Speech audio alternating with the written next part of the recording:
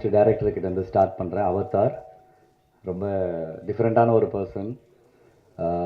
எனக்கு அவர்கிட்ட ரொம்ப பிடிச்ச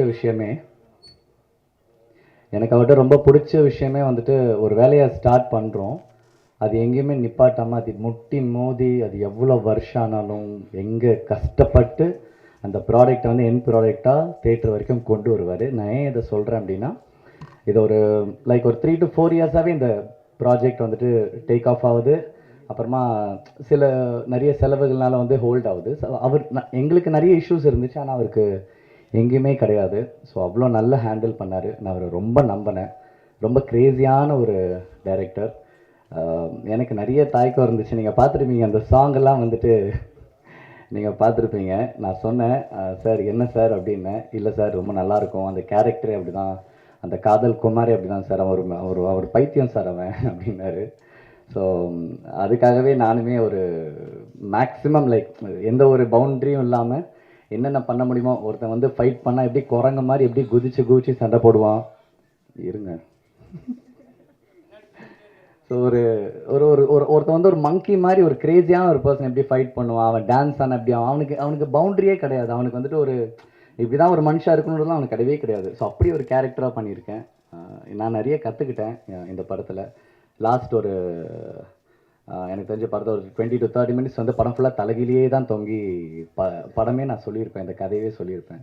ஸோ அந்த மாதிரி நிறைய விஷயம் பண்ணேன். எனக்கு ரொம்ப சந்தோஷம். இது ப்ராஜெக்ட் கிடைக்கிறதுக்கு ஒரு முக்கியமான காரணம் வந்து கேமராமேன் வில்லியம்ஸ்ண்ணா. தேங்க்யூ ஸோ மச்ண்ணா. அண்ட் டைரக்டருக்கும் இந்த நேரத்தில் ரொம்ப ரொம்ப தேங்க்ஸ். அண்ட் இவ்வளோ நல்ல படத்துக்கு ஒரு நல்ல மியூசிக் டைரக்டர் தேவைப்பட்டது. அப்போ நான் சொன்னேன் டேரக்டர்கிட்ட, சார் நல்ல மியூசிக் டைரக்டர் வேணும் சார். பெரிய மியூசிக் டேரக்டர்கிட்ட போகும்போது பட்ஜெட் பெருசாக இருக்குது, பட் ஆனால் நம்மளுக்கு இருக்கிற பட்ஜெட்டில் நல்ல மியூசிக் டேரக்டர் வேணும். அவர் தான் சார் ஹீரோ. இதுக்கு நான்லாம் ஏதோ சும்மா நடிச்சிருவேன் சார். அவர் மியூசிக் பண்ணலன்னா, அவர் ஆர்ஆர் பண்ணலன்னா, அவருக்கு அந்த ஒரு ஃபேண்டசி சென்ஸ் இல்லைன்னா அது பண்ணவே முடியாதுன்னு சொல்லும்போது தான் நாங்கள் பார்த்த ஒரு மியூசிக் டைரக்டர் அச்சுண்ணா. அண்ணா தேங்க்யூ ஸோ மச்ண்ணா. எனக்கு உங்களை ரொம்ப பிடிக்கும். நான் உங்களோட சாங்ஸாக இருக்கட்டும், எதுவாக இருக்கட்டும், நான் அதை கேட்கும்போது நினச்சிருக்கேன் ஒரு நாள் இதோட கண்டிப்பாக ஒர்க் பண்ணணும் அப்படின்ட்டு. ஸோ அதுக்காகவே நான் இந்த படத்தில் உங்களோட மியூசிக்கில் நடிக்கும்போது நான் ரொம்ப என்ஜாய் பண்ணேன். Thank you so much for that. And editor Grayson. So இந்த மாதிரி சொல்லிகிட்டே போகலாம். நிறைய நல்ல டெக்னீஷியன்ஸ் இருக்காங்க. எல்லாருக்குமே இருந்த ஒரே ஒரு ஃபயர் என்னென்னா, இந்த ப்ராஜெக்ட் ஸ்டார்ட் பண்ணியிருக்கோம், எங்கேயுமே நின்றுடக்கூடாது. ஏன்னா இன்றைக்கி நம்ம ஒரு ப்ராஜெக்டை ரொம்ப ஒரு வேகத்தோடு நம்ம ஸ்டார்ட் பண்ணுறோம். ஆனால் யாராவது எதனா சொல்லியிருப்பாங்க, இல்லை எங்கேயாவது ஒரு ஃபினான்ஸ் ப்ராப்ளம் வரும், இல்லைனா சினிமா பிஸ்னஸே இல்லைப்பான்னு சொல்லுவாங்க. இவ்வளோ கஷ்டத்தையும் தாண்டி ஒரு படத்தை கொண்டு வரது ரொம்ப கஷ்டம். ஸோ இவங்க எல்லாருமே சேர்ந்து அதை கொண்டு வந்திருக்காங்க. So thank you so much for that. And ஆக்டர்ஸாக ஜீவானா எப்போவுமே வந்துட்டு எனக்கு ஒரு அண்ணனாக வந்துட்டு எதுவாக இருந்தாலும், நான் ஒரு படம் நடித்தாலும் சரி, அண்டு எங்கேயாவது என்னை பார்த்தாலும் சரி, ரொம்ப அன்பாக வந்துட்டு எனக்கு எப்போவுமே வந்துட்டு என் கூடயே இருப்பார். ஸோ இதில் வந்து எனக்கு அவர் வில்லனாக நடிக்கும்போது எனக்கு ரொம்ப ரொம்ப ஜாலியாக இருந்துச்சு. நிறைய பேசணும். ஸ்க்ரீனுக்கு பின்னாடி அண்ணன் தம்பி, முன்னாடி வந்தால் வில்லன் அப்படின்வாரு. So very happy working with Jiiva அண்ணா. அண்ட் இதில் ஹீரோயினாக வந்துட்டு ஷாய்பா நடிச்சிருக்காங்க. அவங்க இன்றைக்கி இங்கே வரல. வெரி சொன்ன அவங்களுக்கு கல்யாணம் ஆக போகுது. ஸோ அதனால தான் அவங்க கல்யாண ஒர்க்கில் பிஸியாக இருக்காங்க. ஸோ இந்த மாதிரி நிறைய டெக்னீஷியன்ஸ் அண்ட் எல்லாருக்குமே, ஆக்டர்ஸ் எல்லாருக்குமே ரொம்ப ரொம்ப நன்றி. அண்டு அயனார் அண்ணா ரொம்ப ரொம்ப நன்றி. இந்த படத்தை நீங்கள் கையில் எடுத்துக்கிட்டு தேட்டர்ஸுக்கு கொண்டு வர்றதுன்றது ஒரு பெரிய விஷயம். தேங்க்யூ ஸோ மச் அந்த விஷயத்தை நீங்கள் செய்கிறதுக்கு. அண்டு ஆரினா தேங்க்யூண்ணா, ரொம்ப ரொம்ப தேங்க்ஸ். நேற்று ஒரே ஒரு கால் தான் பண்ணேன். ஏன்னா எனக்குமே எல்லாம் லாஸ்ட் மினிட்ல தான் அவர் சொல்லுவார். ஒரே ஒரு கால் பண்ணேன், நீங்கள் வந்தீங்க. தேங்க்ஸ் அலாட் உங்களோட ப்ரெசன்ஸ்க்கு.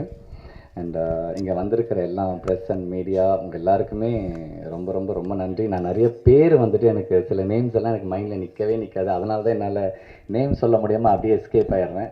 அண்டு ஸ்டேஜில் இருக்கிறவங்களுக்கும் எங்களை சப்போர்ட் பண்ண இந்த ப்ரெஸ் அண்ட் மீடியா மக்கள், என்னோடய ஃப்ரெண்ட்ஸ், என் ஃப்ரெண்ட்ஸ் இங்கே நிறைய பேர் எனக்காக வந்திருக்கானுங்க. மச்சான் தேங்க்ஸ் அலாட் நீங்களாம் வந்ததுக்கு. ஃப்ரெண்ட்ஸ் ரொம்ப ரொம்ப முக்கியம் லைஃப்பில். ஏன்னா அவங்க வந்து எங்கேயோ ஒரு இடத்துல வந்துட்டு நம்மளை ரொம்ப நம்புவாங்க. அவங்க எவ்வளோ கஷ்டத்தில் இருந்தாலும் கை கொடுத்து நீ வா, ஏன் நான் அவனை கூப்பிட்டு போகிறேன்னு சொல்லிட்டு அவனுங்களும் கூப்பிட்டு போவாங்க. ஸோ அந்த மாதிரி ஃப்ரெண்ட்ஸ் எனக்கு நிறைய கிடச்சிருக்காங்க. ஸோ தேங்க்யூடா உங்கள் எல்லாருக்குமே. அண்ட் இந்த படம் வெரி சூன் தேட்டருக்கு வருது. கண்டிப்பாக நீங்கள் எல்லாம் பாருங்கள். அண்ட் திருமலைன்னா தேங்க்யூ, உங்கள் பெருமாள் சாரி. அண்ட் எல்லாருக்குமே ரொம்ப ரொம்ப நன்றி நீங்கள் வந்ததுக்கு. Thank you, thanks a lot. தேங்க்யூ. அனைவருக்கும் காலை வணக்கம். அழகான விழா. ரொம்ப இங்கே வந்த பிற்பாடு ஒரு சின்ன மகிழ்ச்சி இருந்தது. நிறைய சினிமா ஃபங்க்ஷனில் வந்து பிரேம் சாரை பார்த்துட்டே இருப்போம். முதல் முறையாக சினிமாவில் வந்து இணைந்து ஒரு படத்தில் ஒரு தயாரிப்பாளராக இருப்பது பெரும் மகிழ்ச்சி. காரணம், நிறைய படத்துக்கு பின்னாடி நம்மளுக்கே தெரியாமல் எவ்வளவோ பேருடைய உழைப்புகள் இருக்குது. அந்த உழைப்புகள்லாம் தெரியாமல் போயிட்டே இருக்குது. ஸோ இந்த படத்தில் அவர் வந்து ஃப்ரண்டில் நிற்கும்போது உண்மையிலேயே மகிழ்ச்சியாக இருக்குது. உங்களுக்கு மகிழ்ச்சி தெரிவிப்பது மட்டுமல்ல, இன்றைக்கி படம் எடுக்கிறதுக்கு தயாரிப்பாளர் எவ்வளவு பிரச்சனைகின்றது ஒவ்வொரு வாரமும் நம்ம சந்திச்சிட்ருக்கோம். சினிமாவே யார் கையில் இருக்குன்னே தெரியல, அவ்வளவு பிரச்சனைகள் இருக்குது. படம் எடுக்கிறது கஷ்டம், படம் எடுத்துட்டு அதை ரிலீஸ் பண்ணுறது அதை விட கஷ்டம், அதை ரிலீஸ் பண்ண பிற்பாடு அதை வியாபார ரீதியாகவே அதை வெற்றி அடைவது அதை விட பெரிய கஷ்டங்கள் நாம் தொடர்ந்து சந்திச்சுக்கிட்டே இருக்கோம். அதையெல்லாம் மீறி இந்த படத்தினுடைய தயாரிப்பாளர் ஐயனார் அவர்கள் 2-3 ஃபங்க்ஷனில் அவர் பார்த்துருக்கேன். இந்த படத்தை அவர் எடுத்து திரையரங்கு கொண்டு வர அளவுக்கு அவர் வந்து தைரியமாக வந்து இந்த படத்துக்கு நிற்கிறாருன்னா, இப்படிப்பட்ட ஆட்கள் இருப்பதினால் மட்டுமே சினிமா நம்ம எல்லாரும் வாழ்ந்துக்கிட்டு இருக்கோம். இங்கே இருக்கிற அத்தனை பேரும் சினிமாவில் இருக்கிறதுக்கு காரணம் இப்படிப்பட்ட தயாரிப்பாளர்கள்லாம் புதுசாக வரதுனால்தான். பல லட்சம் தொழிலாளர்கள் மட்டுமல்ல, சினிமாவையே நம்பியிருக்கக்கூடிய எவ்வளோ ரசிகர்கள் இன்றைக்கி படங்கள் வந்து போயிட்டே இருக்குதுன்னா காரணங்கள்னால் இப்படிப்பட்ட தயாரிப்பாளர்கள்லாம் நம்பிக்கையோடு தைரியோடு வந்து படம் எடுப்பதற்கு அவங்களும் சப்போர்ட் இருப்பதனால்தான் இந்த சினிமா இப்பொழுதும் உயிரோடு இருந்து கொண்டிருக்கிறது. நம்மளும் உயிரோடு இருந்து கொண்டிருக்கிறோம். அதே போல் இந்த டைரக்டர் வந்து அவதார் பேரே வந்து டிஃப்ரெண்ட்டாக இருக்குது. நேற்று நைட்டு தான் ஃபோனில் பேசினார். முதல் படத்தினுடைய டைரக்டரையே ஒரு இயக்குனர் பாராட்டுறார் அப்படின்னு சொல்லும்போது, நம்ம இங்கே இருக்கிற எத்தனையோ பேர் நீங்கள் திடீர்னு கூட நாளைக்கு ப்ரொடியூசர் ஆகலாம். இதுதான் ஒரு விழாவினுடைய சிறப்பு. இப்படி இந்த வழி இப்படி சொல்கிற சொல் வழியாகவும் செவி வழியாக தான் ஒரு இயக்குநர்களுக்கு பட வாய்ப்புகள் தொடர்ந்து கிடைக்கும்.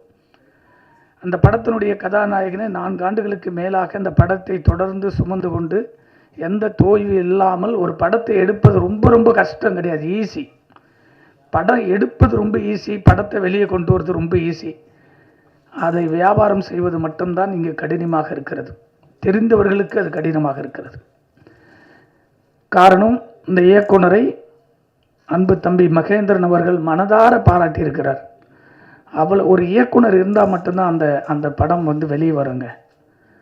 ஒரு இயக்குனர் ஒரு தயாரிப்பாளரோடு இணைந்து இருந்தால் அது எவ்வளவு சுமையாக இருந்தாலும் அந்த படம் ஈஸியாக வந்து திரையரங்குக்கு வரும், மக்கள்கிட்ட போய் சேரும். அது முதல் படைப்பிலேயே அவதார் அவர்கள் இந்த படத்தில் வந்து பேர் எடுத்திருக்குது. கண்டிப்பாக அவருக்கு வந்து ஒரு பெரிய நம்ம கைத்தட்டு கொடுக்கணும். ஏன்னா அவ்வளோ பெரிய உழைப்பு. நான் காலையில் வந்ததுலேருந்து பார்க்குறேன். அவர் எந்த ஒரு பந்தாலாம் இல்லை. ஃபஸ்ட்டு படம் பண்ணுற டைரக்டர்லாம் பார்த்தீங்கன்னா கதை சொல்லி ஆஃபீஸ் போட்டு விட்டுன்னு எவ்வளோ நடக்குதுன்றது பார்க்குறோம் கண்ணுக்கு முன்னாடி. அதையெல்லாம் கடந்து ஒரு சினிமா கலைஞனாக தொடர்ந்து அவருடைய பணிவை பார்த்து நான் உண்மையிலேயே தூரத்திலிருந்து பார்த்துட்டே இருந்தேன். அவர் வாட்ச் பண்ணிக்கிட்டு இதை ஒரு அழகாக கொண்டு வந்து இன்றைக்கி படத்தை இசை விழாவுக்கு கொண்டு வந்துட்டார். அடுத்த ரிலீஸுக்கும் ஐயனார் சார் சொன்ன போல் ஈஸியாக அந்த படம் வெளியே வந்துடும். யாரும் வந்து வாங்கலையானாலும் சரி, பணம் இல்லைனாலும் சரி, அவர் கண்டிப்பாக அந்த படத்தை ரிலீஸ் பண்ணிவிடுவார். அவ்வளோ பெரிய ஒரு சினிமாவை நேசிக்கக்கூடிய கலைஞனாக அவரை பார்க்குற ஐயனார் அவர்களை. இன்னொரு விஷயத்தையும் இந்த மேடையில் சொல்ல ஆசைப்பட்றேன். இந்த டைலர் பார்த்தோம். உண்மையிலேயே வந்து இந்த படத்தினுடைய தம்பி மாஸ்டர் மகேந்திரன் வந்து நான் பல வருஷமாக பார்த்துட்ருக்கேன். எனக்கு ரொம்ப ரொம்ப ரொம்ப பிடிக்கும். இப்படிப்பட்ட கலைஞர்கள்லாம் பெரிய இடத்த வந்து அச்சீவ் பண்ணணுன்றது நான் முன்னாடியே பார்த்துக்கிட்டே வருவேன். ஒரு நல்ல சந்தர்ப்பங்கள் வரும்போது அதை கொண்டு போய் அவரையும் சேர்க்கணும் அப்படின்றது பார்க்குறோம். இங்கே தொழில் ரீதியாக மட்டுமே சினிமா பார்க்கப்படுவதனால் நிறைய பாதிப்புகள் இருக்குது. அதையெல்லாம் கடந்து வந்திருக்கோம். இந்த படத்தில் ஒரு கேரக்டர் நடிச்சிருக்காருன்னு பார்த்தேன், சொன்னாங்க வரும்போதே. ஆனால் அவர் அந்த சாங்கில் வந்து அவ்வளோ அழகாக அந்த பர்ஃபார்மன்ஸ், அந்த டான்ஸ்லாம் பார்த்தேன். ஏதோ நடிக்க தெரியாது, சும்மா ஏதோ பணம் கொடுத்துருக்காரு, நடிக்க வச்சுருப்பாங்கன்னு பார்த்தேன். ரொம்ப அழகாக அதில் நடிச்சிருக்காரு. நீங்கள் சினிமாவில் போடுற முதலீடு உங்களுடைய நடிப்பு இதுதாங்க. இங்கே பல கோடி விட்டு தான் ஒரு இடத்த அச்சீவ்மெண்ட் பண்ண முடியும். எவ்வளோ பெரிய ஆளாக இருந்தாலும், அது தயாரிப்பாளராக இருந்தாலும் சரி, நடிகர்களாக இருந்தாலும் சரி, பெரிய இயக்குநர்களும் தான் நினச்ச கதையை எடுக்கணும்னா அவங்களும் உள்ளே வந்து போட்டால் தான் ஒரே இடத்துல வெற்றி கிடைக்காது. பல இடங்களை கடந்து வந்தால் தான் அந்த வெற்றியை நம்ம அடைய முடியும். இந்த படத்தில் கண்டிப்பாக ஒரு நடிகனாக நீங்கள் கவனம் செலுத்துனீங்கன்னா கண்டிப்பாக உங்களுக்கு ஒரு நல்ல லைஃப் இருக்குது, நடிப்புக்கான லைஃப் இருக்குது.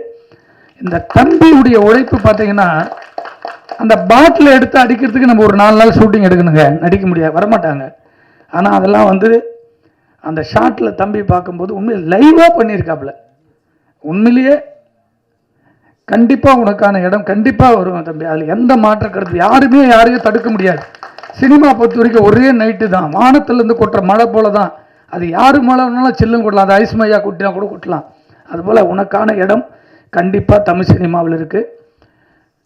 பல இதில் பார்க்கும்போதெல்லாம் நான் ரொம்ப நாளுக்கு முன்னாடி சந்தித்த நண்பர்களில் தான் பார்க்குறேன்.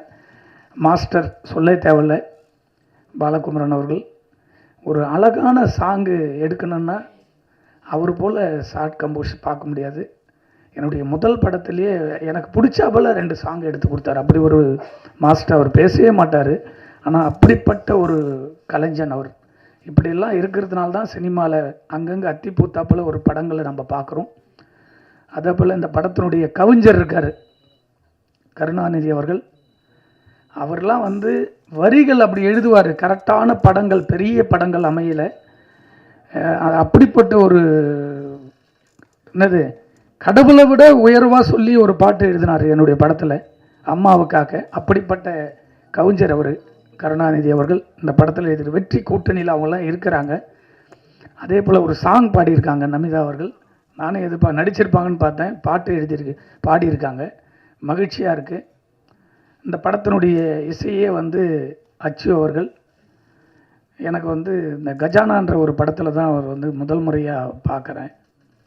அவருடைய ஒரு சாங் போட்டு கொடுத்தாரு, இந்த சாங் பார்த்தேன், எனக்கு ரொம்ப லிரிக் வீடியோவோட ஒரு சாங் அனுப்பிச்சி விட்டாங்க. அந்த சாங் பார்த்துட்டு ஒரு பெரிய இசையமைப்பாளராக வர வேண்டிய ஒரு ஆச்சு, ஏன் அப்படியே பெரிய படங்கள்லாம் அந்த படத்தை பார்த்தோன்னே சொன்னேன், கண்டிப்பாக அந்த படம் பெரிய ஹிட் ஆகும் அப்படின்னு எதிர்பார்த்தோம். அந்த படத்தில் அவருடைய பாடல்கள், அந்த ஆர்ஆர்லாம் ரொம்ப அழகாக அந்த படத்தில் பண்ணியிருப்பார். அதே போல் இந்த சாங்லேயும் டைலர்லேயும் பார்க்கும்போது அவருடைய உழைப்பு மீண்டும் இருக்குது. அப்படிப்பட்ட ஒரு சிறந்த இசையமைப்பாளர் இந்த படத்துக்கு அமைச்சிருக்காரு. இதையெல்லாம் கடந்து ஒரு இயக்குனருக்குள்ள ஒரு அழகான, எவ்வளோ பெரிய கதைகள் செதுக்கினாலும் ஒரு வில்லன் தேவை. நம்மளுடைய அன்பு நம்பர் ஜீவாவை, நான் ஜீவா வந்து எப்போவுமே காமெடியாக தான் பார்த்துட்டே இருப்பேன். இந்த படத்தில் பெரிய வில்லன் ஆகிட்டாவில், ஜீவாவை இனிமேல் பிடிக்கவே முடியாது. வாழ்த்துக்கள் ஜீவா.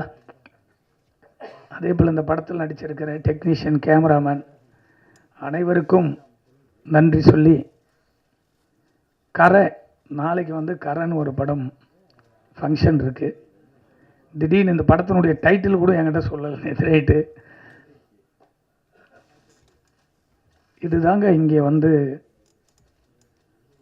எங்கே போர் உருவாகுது அப்படின்னு சொன்னால், நாட்டில் வறுமை கோட்டு கீழும் வறுமை கோட்டுக்கு மேலும் தான் போர் உருவாகிறது. ஒரு தயாரிப்பாளர், சிறுபட தயாரிப்பாளர்கள் மட்டும்தான் தமிழ் சினிமாவை சொந்த பணம் எடுத்துகிட்டு வந்து பல வீடுகளுக்கு படம் முடிஞ்சுன்னு நினைப்போம், முடியாது. அந்த டைமில் ஒரு வீடு விற்பாங்க. சரி, அதை முடிச்சுட்டு கடந்து வந்துடும்னு நினைக்கிறோம். சில டைரக்டரால் பட்ஜெட்டில் பண்ண முடியலன்னா வீட்டில் இருந்து அப்போ தான் ஒரு 50 பவுன் எடுத்து போய் பேங்க்கில் வைப்பாங்க. அதுக்கப்புறம் அதுவும் முடியாது, வேறு என்னடா பண்ணுறது, இன்னொரு 20 லட்சம் ரூபா இந்த படத்தை ரிலீஸ் பண்ணிடலாம், சின்ன படத்தை தேட்டர் கொண்டு வருவான்னு அப்போ தான் போய் முதல் முறையாக ஒரு கடன் வாங்குவாங்க. அந்த கடன் 20 லட்சம் ரூபாய்க்கு 40 லட்சம் ஆகும்ல, 1 கோடி ஆகும். அதை அடைக்கிறதுக்கு கூட அந்த படத்துலேருந்து வருமானம் வராது. அப்படி சிறு படங்களை, நீ உட்கார்ந்துருக்க அத்தனை பேர் பிரஸ்காரர் இருக்காங்க, இவங்கெல்லாம் நம்மெல்லாம் இங்கே வாழறதுக்கு காரணமே இது போல் சிறு படங்கள் இருப்பதினால் மட்டுமே நம்ம வாழ்ந்துக்கிட்டு இருக்கோம். ஏன் இதை சொல்ல வந்தேன்னா, அந்த கரை டைட்டில், ஒரு படைப்பாளி எவ்வளோ அளவுக்கு அந்த கதையை நேசிக்கும் போது அந்த டைட்டிலை யோசித்து இந்த படத்துக்கு இந்த டைட்டில் தான் வரணும் அப்படின்னு யோசித்து தான் ஒரு இயக்குனர் இந்த டைட்டில் வச்சிருப்பார். ஒரு தயாரிப்பாளர் சங்கத்தில் பதிவு செய்யப்பட்ட டைட்டில், அதே பேரில் இன்னொரு பேர் வருது, தனுஷ் நடிக்கிறார். நான் ரொம்ப பேசக்கூடாதுன்னு பார்க்குறேன் அதை பற்றி. ஆனால் இருந்தாலும் ஒரு சராசரி ஒரு தயாரிப்பாளராக நான் பேச வேண்டிய கடமையில் இங்கே இருக்கேன். காரணம், ஒரு முற்போக்கு சிந்தையோடு தயாரிப்பாளர் சங்கம் என்பது தமிழ் சினிமாவில் ஒரு மாற்றத்தை உருவாக்கக்கூடிய ஒரு இடத்தில் இருப்பது தான் ஒரு சங்கத்தினுடைய அழகு. அந்த சங்கத்தின் அழகை அப்படி அழகாக உருவாக்க வேண்டும், ஒரு தயாரிப்பாளர்களுக்கு பாதுகாப்பாக இருக்க வேண்டும் என்பதற்காக தான் ஒரு நிர்வாகிகளை கொண்டு வந்து நம்ம அமர வச்சு எல்லா தயாரிப்பாளர்களுக்கும் ஒரு பாதுகாப்பாக இருப்பாங்க. புதுசாக வர தயாரிப்பாளர் எதுக்கு மெம்பர் ஆகிறோம்? நான் படம் எடுக்கிறேன், எனக்கு எதனா பிரச்சனை வந்து நிற்பாங்க. நான் படம் எடுக்கிறேன், எனக்கு வழிகாட்டுவாங்க. இந்த படத்துக்கு தொழில் ரீதியாக பாதிப்புனா எங்களுக்கு வந்து முன்னாடி நிற்பாங்க. படம் ரிலீஸில் பிரச்சனை வந்து நிற்பாங்கன்றதுக்காக தான் ஒரு சங்கம். அந்த சங்கத்திற்கு நாம் இணைந்து அதில் உறுப்பினர் ஆகிறோம். ஒரு டைலர் சென்சார் பண்ணிட்டாங்க, படத்துக்கும் சென்சார் போயிடுச்சு. சென்சார் போர்டு 2 டைட்டில் எப்படி டைட்டில் கொடுப்பாங்க? ஒரு 5 ஆண்டுகள் முடிஞ்சால் கூட நம்ம பைலா பிரகாரம் திரும்ப அந்த டைட்டிலை வந்து வேற ஆள் யூஸ் பண்ணிக்கலாம். ஆனால் ஒரே டைமில் 2 டைட்டில். ஒரு சராசரி ஒரு சாதாரண விஷயத்தை சரி செய்யக்கூடிய ஒரு தயாரிப்பாளர் சங்கம் இங்கே தான் மேல் மக்கள் கீழ் மக்கள் என்ற போல பிரிவினை உருவாக்குறார்கள்.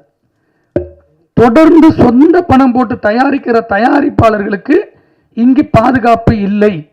ஒரு சங்கம் எப்படி பாதுகாப்பு இருக்கணும்னா, படம் எடுத்ததிலிருந்து படத்தை முடித்து வெளியே கொண்டு வர வரைக்கும் அந்த தயாரிப்பாளர்களுக்கு அரணாகவும் பாதுகாப்பாகவும் இருப்பது தான் ஒரு தயாரிப்பாளர் சங்கத்தினுடைய கடமை.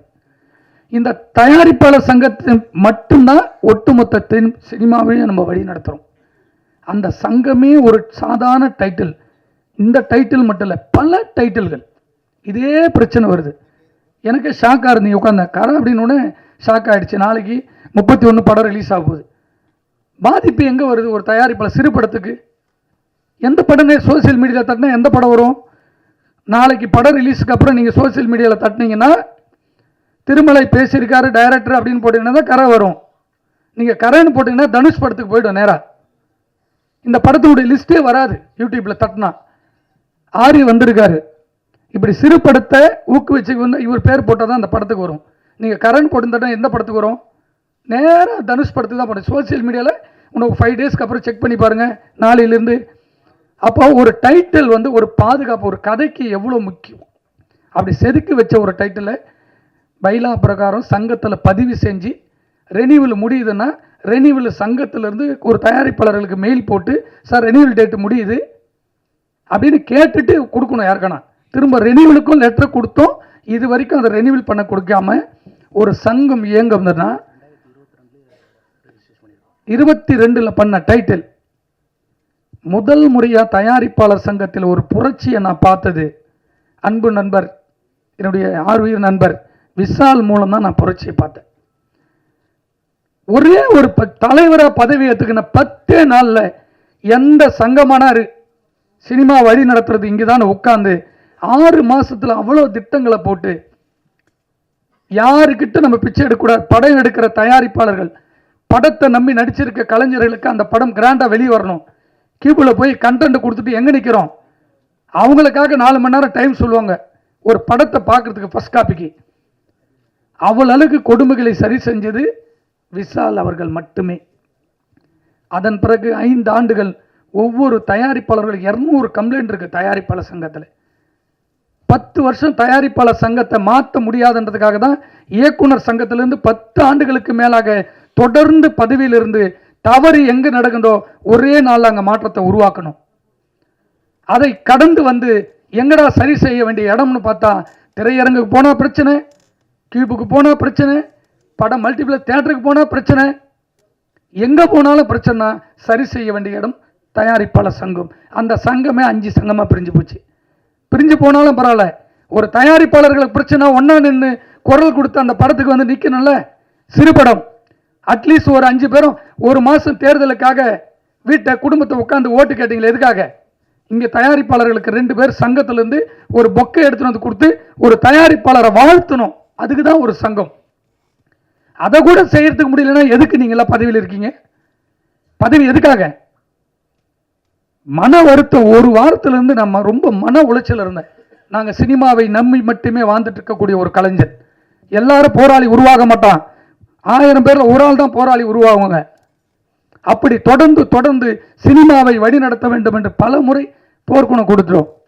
இன்னைக்கு தயாரிப்பாளர் சங்கத்தில் 100 ரூபாய் இல்லை, கோடி கோடியா ஐநார் சார் சொன்னார், சார் இப்போ கூட ஒரு படம் ஷூட்டிங் ஒரு 5 லட்சம். இப்படிப்பட்ட தயாரிப்பாளர்கள் நீங்க பாதுகாத்து பாருங்க. 1000 தயாரிப்பாளர் சினிமாவுக்கு படையெடுக்கிறதுக்கு வருவாங்க. அப்பதான் மகேந்திர போல, ஜீவா போல புது புது இயக்குனர்கள் உருவாக முடியும், நடிகர்கள் உருவாக முடியும். எப்படி வருவாங்க? இப்படி ஒரு பாதுகாப்பே இல்லைன்னா பயந்துட்டு தான் ஓடுவாங்க. அந்த 5 நாளுக்கு முன்னாடி ஒரு பேட்டி பார்க்குறேங்க. ஒரு கண்டென்ட் ஜனநாயகம் படத்துக்கு ஒரு எடிட்டிங் ரூம்லேருந்து போது ஒரு தயாரிப்பாளர் சங்கத்தில் உட்கார்ந்து ஒட்டுமொத்த நிர்வாகிகளும் உட்கார்ந்து ஒரு கண்டனத்தை இம்மிடியேட்டாக கண்டனத்தை தெரிவித்து ஒரு 100 பேர் ஒன்றா சேர்ந்து ஊர்வலமாக போய் கமிஷனரை பார்த்து கம்ப்ளைண்ட் கொடுக்கறதுக்கு கூட ஒரு ஆள் இல்லைங்க இந்த தமிழ் சினிமாவில். இதுக்கெல்லாம் ஒரு சங்கம், ஒரு வீடியோ போட்டு பதிவு போடுறோம் ஒரு சங்கத்துக்கு. எவ்வளோ 500 கோடி ரூபாய் படம் எடுத்த ஒரு படம் சாதாரணமாக வருது. இதுக்கு சோசியல் மீடியாவில் கத்துற ஒரு இயக்குனர்களோ பெரிய நடிகர்களோ யாருமே இல்லை. ஒரு சிலர் மட்டும் கண்டனத்தை தெரிவிச்சிருக்காங்க. அதுக்கப்புறம் ஒரு 4 நாள் கடந்து கருணாஸ் கிட்ட ஒரு பேட்டி கேட்குறாங்க. அவர் சொல்றாரு, சார் என் படம் கூட ரிலீஸ் ஆகுனா கண்டென்ட் வருதுன்னு. இவரெல்லாம் நடிகர் சங்கத்தில் பதவியில் உட்காந்து ஒரு ஒரு பொறுப்புள்ள ஒரு பேச்சாது. மனம் அவ்வளோ அவ்வளோ வருத்தம் இருந்துங்க.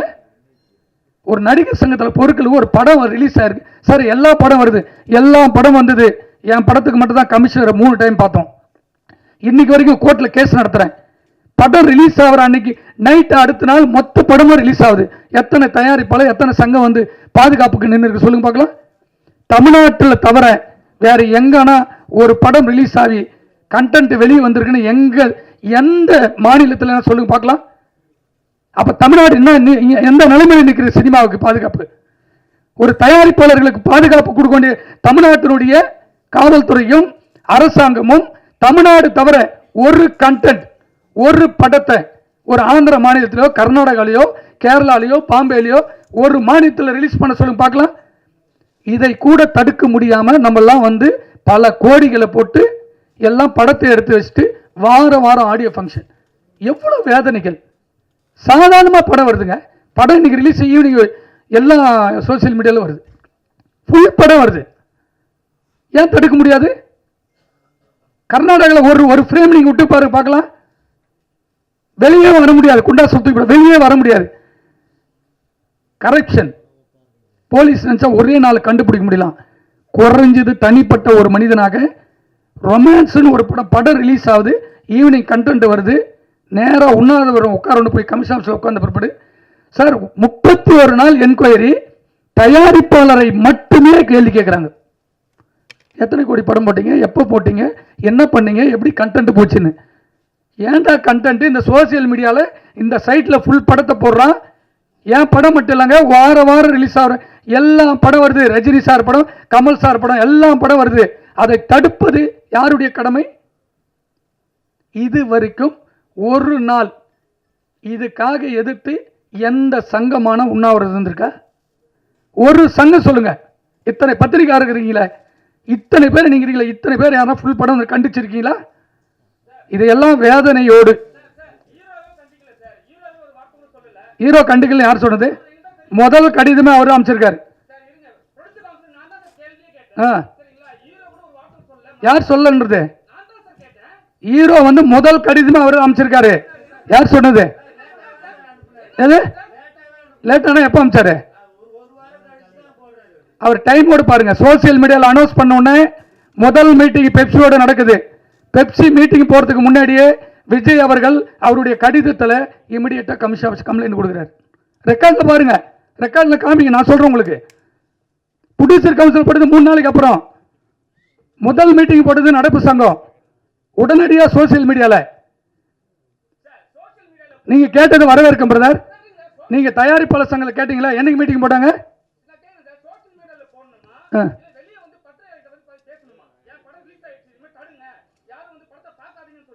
யார் சொல்லணும்?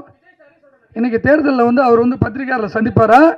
அவர் உங்ககிட்ட கம்ப்ளைண்ட் கொடுக்கணுமா, போலீஸ் ஆஃபீஸர்கிட்ட கம்ப்ளைண்ட் கொடுக்கணுமா? சார் மீட் பண்ணலாம், இல்ல மீட் பண்ணலாம். எது விஜயெல்லாம் கிடையாதுங்க. ஏங்க நான் நான் நான் பொலிட்டிக்கல் வேற, நான் பொலிட்டிக்கல் வேற, நான் பொலிட்டிக்கல் வேற. நான் சொல்றது கம்ப்ளைண்ட் எங்க கொடுக்கணும், கம்ப்ளைண்ட் எங்க கொடுக்கணும் பிரதர்? உங்களுக்கு தெரியும் கம்ப்ளைண்ட் எங்க கொடுக்கணும், அங்கதான் கொடுத்துருக்காரு. விஜய் அவர்கள் யாருக்கிட்ட சொல்ல, கமிஷன் ஆஃபீஸில் முதல் கம்ப்ளைண்ட் அவர் தான் கொடுத்துருக்காரு. அதுக்கப்புறம் தான் நடப்பு சங்கம் இருக்கு இருக்கு சோசியல் மீடியால இருங்க, சோசியல் மீடியால இருக்கு. சொல்லுங்க.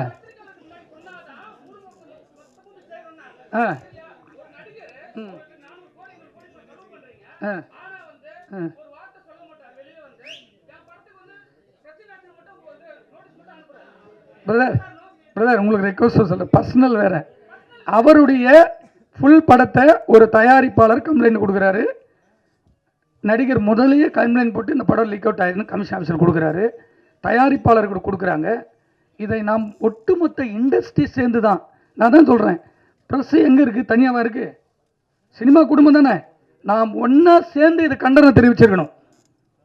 நம்ம தெரிவிக்கல, நம்ம மேலே தப்பு இருக்குல்ல. விஜய் விட்டுருங்க, டெய்லி ரிலீஸ் ஆகிற படம்.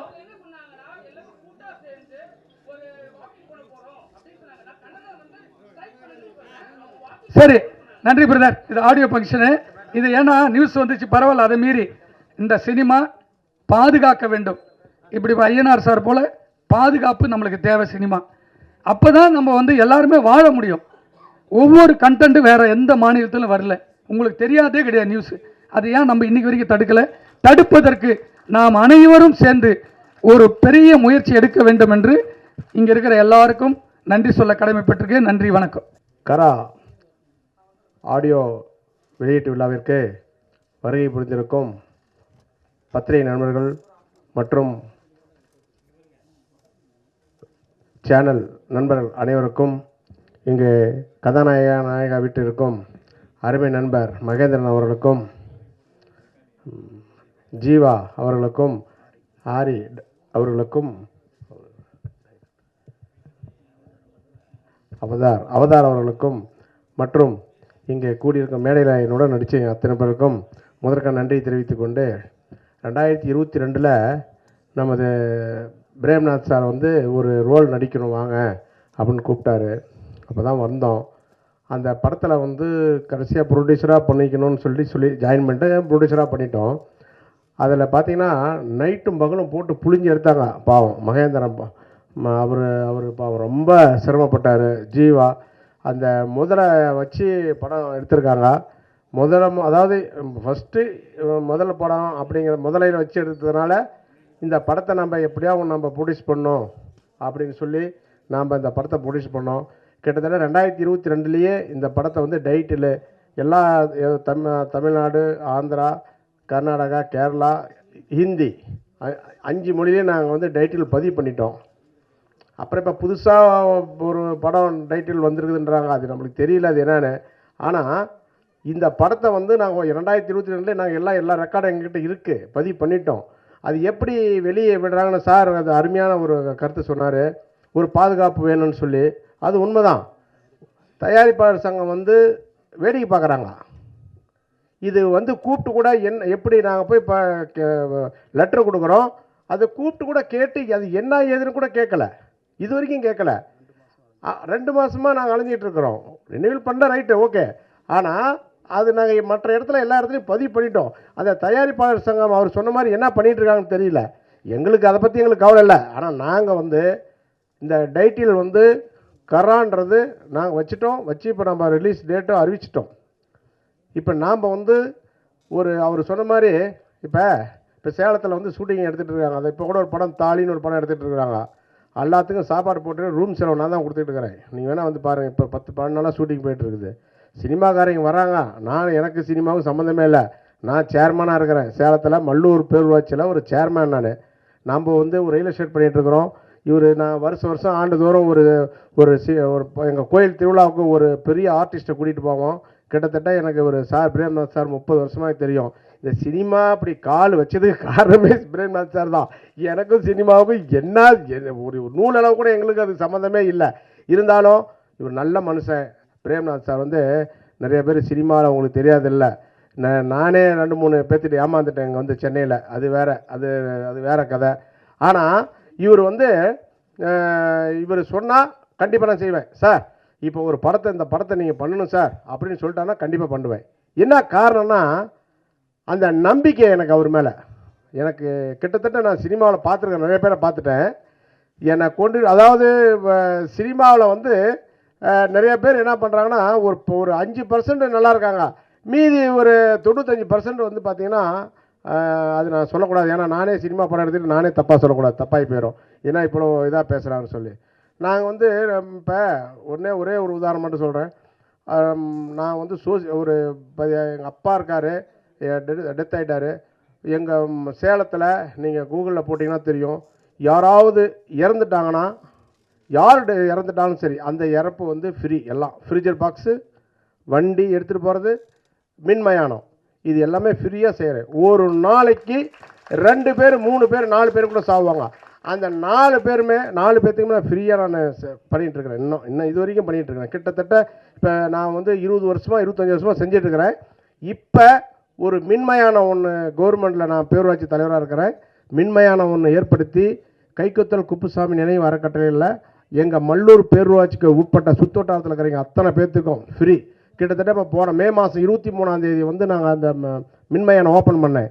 121 பாடி அனைத்து சமுதாயத்தினருக்கும் நான் வந்து ஃப்ரீயாக அடக்கம் பண்ணிட்டு இருக்கிறேன். நீங்கள் இதெல்லாம் எல்லாமே இருக்காங்க, மீடியா இருக்காங்க, நான் ஓப்பனாக பப்ளிக்காக சொல்கிறேன். நீங்கள் எங்கே வேணாலும் வந்து நான் மேடைக்காக பேசலை. அந்த சோசியல் சர்வீஸ் நாங்கள் பண்ணிகிட்டு இருக்கிறவங்க. சரி, சினிமாவிலேயும் இவர் கொண்டு வந்து நம்மளை விட்டார். நம்ம இந்த படம் வந்து பார்த்திங்கன்னா ரொம்ப சிரமப்பட்டு நம்ம டைரக்டர் அவதாரம் சொல்லணும்னா பாவம் அவர்லாம் நான் என்ன சொல்கிறதுனே தெரியல. சினிமாவில் வந்து டைரக்ட் 4 வருஷமாக அந்த படத்தை அவரால் பாவம் அது வேற ஒரு பல சிக்கலில் மாட்டினார். இருந்தாலும் கடைசியாக நான் இவங்களாம் கஷ்டப்பட்டாங்களே, அந்த ஒரே ஒரு காரணத்துக்காக தான் நான் வந்து இந்த படத்தை நான் தயார் பண்ணிடுறேன் அப்படின்னு சொல்லி ரொம்ப சிரமப்படுத்துகிறார். சார் என்னுடைய லைஃப் சார், என் லைஃபே போயிடும் சார், எனக்கு 4 வருஷமாக இந்த இதை விட்டு என் பொண்டாட்டி பிள்ளைங்களாம் விட்டுட்டு நான் இருக்கேன் அப்படின்னு சொல்லி சொன்னார். ஓப்பனாக இங்கே தான் இருக்கார் சொல்கிறேன். அவர் இந்த பிரேம்நாத் சார்லாம் அவங்களாம் வந்து சொன்னதுனால தான் நாம் இந்த படத்தை நம்ம வந்து எப்பாடுபட்டால் பண்ணணும். இதில் பார்த்தீங்கன்னா இந்த டைட்டில் பிரச்சனை இப்போ ஆரம்பிச்சுக்கிடுச்சு. இப்போ நாளைக்கு அவங்க ஒரு ஆடியோ லைஞ்ச் பண்ணுறாங்களாட்டாங்குது. அது நம்மளுக்கு தெரியாது, அது நம்மளுக்கு தெரியல. ஆனால் இருந்தாலும் நாங்கள் மே 15ஆம் தேதி வந்து நாங்கள் வச்சுருக்காங்க. நான் ஒரு வந்து 30ஆம் தேதி தான் வைக்க சொல்லியிருந்தேன். இவர் மே 5 இப்போ வச்சுருக்க ரிலீஸ் டேட்டு சொல்லியிருக்காங்க. அது எப்படின்னு தெரியல. இருந்தாலும் இந்த படத்துக்கு இங்கே வந்து வாழ்த்தின அத்தனை நடிகர்கள், டெக்னீஷியன் அத்தனை பேருக்கும், சோசியல் மீடியா மற்றும் கேமராமேனும் அனைவருக்கும் நன்றி கூறி, வாய்ப்புக்கு நன்றி கூறி விடைபெறுகிறேன். நன்றி, வணக்கம். பேசும் தாய்மொழி தமிழுக்கு முதல் வணக்கம். அறிமுகத்துக்கு ரொம்ப நன்றிமா. வயசாகிடுச்சுன்னு வர சொல்லிட்டீங்க, பாராட்டுற மாதிரி. ஸோ அதான் நான் அச்சுவிட்டு கேட்டேன். நம்ம ரிலீஸ் ஆகி மாலைப்பொருள் மயக்கத்திலேயோட மியூசிக் டைரக்டர். இன்ன வரைக்கும் நிறைய பொண்ணுங்க வந்து ஆரியை கொஞ்சம் பிடிக்கும்னு சொல்கிறதுக்கு காரணம் அவர் கொடுத்த அந்த ஆல்பம் தான். ஸோ நேற்று தம்பி ஃபோன் பண்ணாப்புல, நான் கேட்டேன், ரொம்ப நாள் கழிச்சு ஃபோன் பண்ணுறான். அதனால் கேட்டேன், என்னடா தம்பி எங்கே இருக்கீங்க அப்படின்னா, நான் சென்னைக்கு வந்துட்டுருக்கேன், என்ன மேட்ரு சொல்லு, ஆடியோ லான்ச்சானே. ஆமாண்ணேண்ணா, சரி நான் காலைல வரேன். இப்போ ஆக்சுவலாக இன்னொரு காலேஜ் ஃபங்க்ஷன் வேளச்சேரிக்கு போகணும் 11 மணிக்கு, அங்கே தள்ளி வரேன்னு சொல்லிட்டு பசங்க வண்டி போட்டு வெளிலன்னு இருக்காங்க. அதான் பேசிட்டு சீக்கிரம் போயிடறேன்டா, கொஞ்சம் முன்னாடி கொஞ்சம் பேசுகிறதுக்கு வாய்ப்பை கொடுத்துருந்தேன். ஸோ காரசாரமாக விவாதம் போயிட்டுருக்கு காரா படத்தில். ஏன்னா வந்தவொடனே எனக்கு தலைப்பு பார்த்துட்டு எனக்கும் கன்ஃபியூஷன், என்னடா வந்து படம் என்கிட்ட டைட்டில்னு சொல்லலை, எதுவுமே போஸ்ட்டும் அனுப்பலை. எனக்கும் கூப்பிட்ருக்கான், விஜய் மில்லன் சாரையும் கூப்பிட்ருக்கான். அவர் காலையில் ஃபோன் பண்ணி அவர் கேட்டார், கூப்பிட்டான்டா திடீர்னு இப்போ தெலுங்கு பிஸ்னஸ்க்கு ஆள் வந்துட்டாங்க, அவன்கிட்ட சொல்லு வர முடியலன்னு சொல்லிட்டு. என்ன படம்னு என்ன கேட்குறாரு. இல்லை சார் அவன் கூப்பிட்டான் வரான்னு சொல்லிட்டேன், எந்த தகவலும் இல்லை, எனக்கு எதுவுமே அவன் அனுப்பலை அப்படின்னு. சரி விஷ் பண்ணேன்னு சொல்லிவிட்டு இந்த மாதிரி வர முடியலன்னு சொல்லிடு அப்படின்னு சொன்னார். உள்ளே வந்தோடனே எனக்கு கன்ஃபியூஷன். இந்த பக்கம் இந்த போஸ்ட் சுற்றும் போது இதில் கரான் இருக்குது, அந்த பக்கம் தனுஷோட போஸ்ட் இருக்குது, இவர் டைட்டில் அவர் எடுத்துட்டாரா, அவர் டைட்டில் இவன் எடுத்துட்டானா அப்படின்னு சொல்லிட்டு ஒரு குழப்பத்திலே தான் நான் உள்ளே வந்தோடனே நான் தமிழ் இங்கிலீஷ் கீழே போட்டிருக்காங்களே, காராவா இல்லை கராவா அப்படி இந்த பேரெல்லாம் நம்ம மாற்றிப்போம் இல்லையா, அது யார் வச்சாங்க என்ன பிரச்சனை தெரில. வந்து உட்காந்து நானும் சாராக தான் பேசிகிட்டு இருந்தோம். வந்து உட்காந்தவொடனே அவர் பொங்கி இருக்கிறதெல்லாம் கொட்டிட்டார், அவர் மனசில் இருந்த விஷயங்கள் எல்லாத்தையும். இது இப்போ குழப்பம்தான். இது வந்து இப்போ நாங்கள் எந்த காராவை பார்க்கணுங்கிறத முதல்ல ரிலீஸ் டேட்டை வச்சு தான் முடிவு பண்ணோம். இந்த டேட்டில் ரிலீஸ் ஆன படம் மகேந்திரன் படம், அந்த டேட்டில் ரிலீஸ் ஆன படம் தனுஷ் படம். ஸோ அதனால் தம்பி தனுஷோட ரெடி ஆகிட்டான்னு நினைக்கிறேன். ஏன்னா வழக்கமாக மாஸ்டர் மகேந்திரனா நமக்கு தெரியும்ல, மாஸ்டர் இனிமேல் அழிஞ்சு மகேந்திரனா அவனுடைய பேச்சு நிறைய இடங்களில் முதிர்ச்சியோடு இருக்குது. ரொம்ப அதுக்கு வாழ்த்துக்கள். ரொம்ப நிறைய பக்குவமாக பேசுகிறான், மைக்கெல்லாம் பார்த்துட்டு. ஏன்னா நாங்கள் சின்ன வயசுலேருந்து அவனை பார்த்துட்டே இருக்கனால என் ஒய்ஃப் சொல்லிட்டே இருப்பாங்க, அவனை ரொம்ப பிடிக்கும் வீட்டில். அவனை பார்த்தே வர இடம் ரொம்ப நாள் ஆச்சு அப்படின்னாங்க. ஏய் அவன் ஒரு வீடியோ பேசியிருக்கான், அவனை பார்த்தியா அவன் எப்படி பேசுகிறான்னு சொல்லிட்டு அப்படின்னு சொல்லி 2 பேரும் ரொம்ப பெருமையாக பேசிகிட்டு இருக்கோம். அதனால் அவன் வந்து தளபதி ஃபேன் வேறு. அதனால் மைக்கை பிடிச்சானா சில நேரங்கள் உணர்ச்சி செய்யப்பட்டு மனசில் இருக்க எல்லாத்தையும் கொட்டிடுவான். உட்கார சொல்லலாம், நிறைய பேசணும் அவனை பற்றி. ரொம்ப ரொம்ப அவங்ககிட்ட எனக்கு பிடிச்ச விஷயம் என்னென்னா டிட்டர்மினேஷன். ஒரு வேலையை எடுத்துக்கிட்டோம் அப்படின்னா அதை முழுமையாக செஞ்சிடணும். தோத்தா கூட அவனால் அப்படியே பல்ல கடிச்சிட்டு இருப்பான். ஒரு ஷார்ட் பேட்மிண்டன்லாம் ஆடும்போது தோத்துட்டோன்னா அதை ஏன் தோற்றோம், அதை எப்படி சரி பண்ண முடியும், ஆனால் வாங்கினேன் திருப்பி ஒரு கேம் போட்டு ஜெயிப்பான் அப்படின்வான். அவங்ககிட்ட ஒரு நல்ல ஸ்பிரிட் இருக்குது. எல்லாரும் வெற்றி தோல்வி வரும். ஆனால் இந்த மாதிரியான ஹீரோக்களுக்கு இருக்கிற குவாலிட்டிஸ் என்னென்னா, ஒரு படத்தை தோளில் சுமந்துக்கிட்டு போகக்கூடிய ஹீரோக்களில் மிக முக்கியமான ஒரு ஹீரோ. கடைசி வரைக்கும் அந்த படத்துக்கு என்ன வேலை செய்யணும், நான் 4 வருஷத்துக்கு முன்னாடி டேட் கொடுத்தா என்ன, அது வந்து இன்றைக்கும் அந்த படத்துக்கு நம்ம நேர்மையாக வேலை செய்யணும். கையில் அதுக்கெல்லாம் வேறு ஒரு புது படம் வந்தால் கூட அந்த படத்துக்கும் நம்ம சரியாக நியாயமாக செய்யணும். அந்த தயாரிப்பாருக்கு, அந்த இயக்குனருக்கு அதை என்ன செய்யணுமோ அதை செய்கிறது இருக்குல்ல. நேற்று அவன் பொண்ணை ஃபோன் கால் கூட எனக்கு தெரிஞ்சு ஒரு 20 பேர் கூப்பிட்டுருப்பான்னு நினைக்கிறேன். ஏன்னா இன்றைக்கி நிறைய நடிகர்கள் படம் நடிக்கிறோம், அவங்க நடித்த படத்துக்கு விளம்பரத்துக்கு அவங்களே வர்றதில்லை. இப்போ அது ஃபேஷன் ஆயிடுச்சு. இப்போது அது ஹீரோயினாக இருக்கட்டும், சில இடங்களில் ஹீரோவாக இருக்கட்டும், யாருமே வர்றதில்லை. இதில் இன்னொரு காமெடி என்னென்னா, அவங்க நடித்த படம் இந்த ப்ரீமியர் போட்டால் அதை பார்க்கவும் அவங்க வர்றதில்லை. இண்டஸ்ட்ரியில் இருக்கிறவங்க கூப்பிட்டாலும் நிறைய பேர் அவங்களுக்கும் நிறைய வேலை இருக்குது அப்படின்னு வர்றதில்லை. இப்படியான சில சிக்கல்களான சூழலுக்கு திடீர்னு நேற்று ஃபோன் பண்ணோன்னே எனக்கு இன்னொரு டவுட் வேறு. இவன் ஏதாவது கட்சியில் தொகுதியில் ஜாயின் பண்ணி எங்கேயாவது எலெக்ஷன் கேம்பெயினில் இருக்கான் போல இருக்கு அப்படி நான் நினச்சிட்டு இருந்தேன். இவன் பேச்சு தோரணை எல்லாம் பார்த்தோன்னே அவர் இளைய தளபதி ஆகி அவர் கட்சி ஆரம்பிச்சிட்டாரு. தம்பி இளைய தளபதி ஆகி சரி மறுபடியும் ஜாயின் பண்ணி ஏதாவது தொகுதியில் இதில் நிற்கிறான் போல இருக்குன்னு நினச்சிட்டு இருந்தேன். கேட்டேன், கூப்பிட்டாங்க போகலண்ணே, படம் நடிக்கிற வேலையெல்லாம் இருக்குது, கொஞ்சம் சம்பாரிச்சு சேர்த்து வச்சுட்டு போவோன்னா. அதனால் நான் அதனால தான் சொன்னேன், இது எலெக்ஷன் டைம் வேறு, நிறைய கேம்பெயினில் நிறைய கோரிக்கைகள்லாம் வைக்கிறாங்க.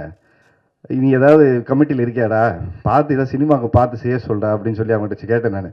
நான் ஏன்னா என்ன வம்பளுத்து விட்றீங்கன்னு கேட்டான். இல்லை இருக்கிற நிலைமை பார்த்தா விவசாய கடன் ரத்து, அது மாதிரி கூட்டுறவு நகை வச்சவங்க, அதுவங்க படிப்பு கல்வி வாங்கினவங்க, அதுக்கப்புறம் இப்போது டிகிரி முடித்து வீட்டில் சும்மா இருக்கிறவங்க, அப்புறம் டிப்ளமோ முடித்தவங்க.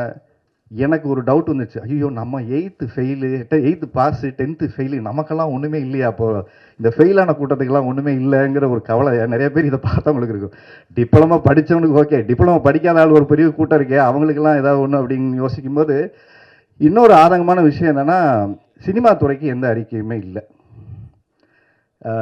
ஸோ இன்றைக்கி நிற்கக்கூடிய அனைத்து கட்சிகளுமே நிறைய மக்களுக்கான நிறைய திட்டங்களை அவங்க அறிவிச்சிருக்காங்க. அதை பற்றின விமர்சனங்களை விட்டுருவோம்.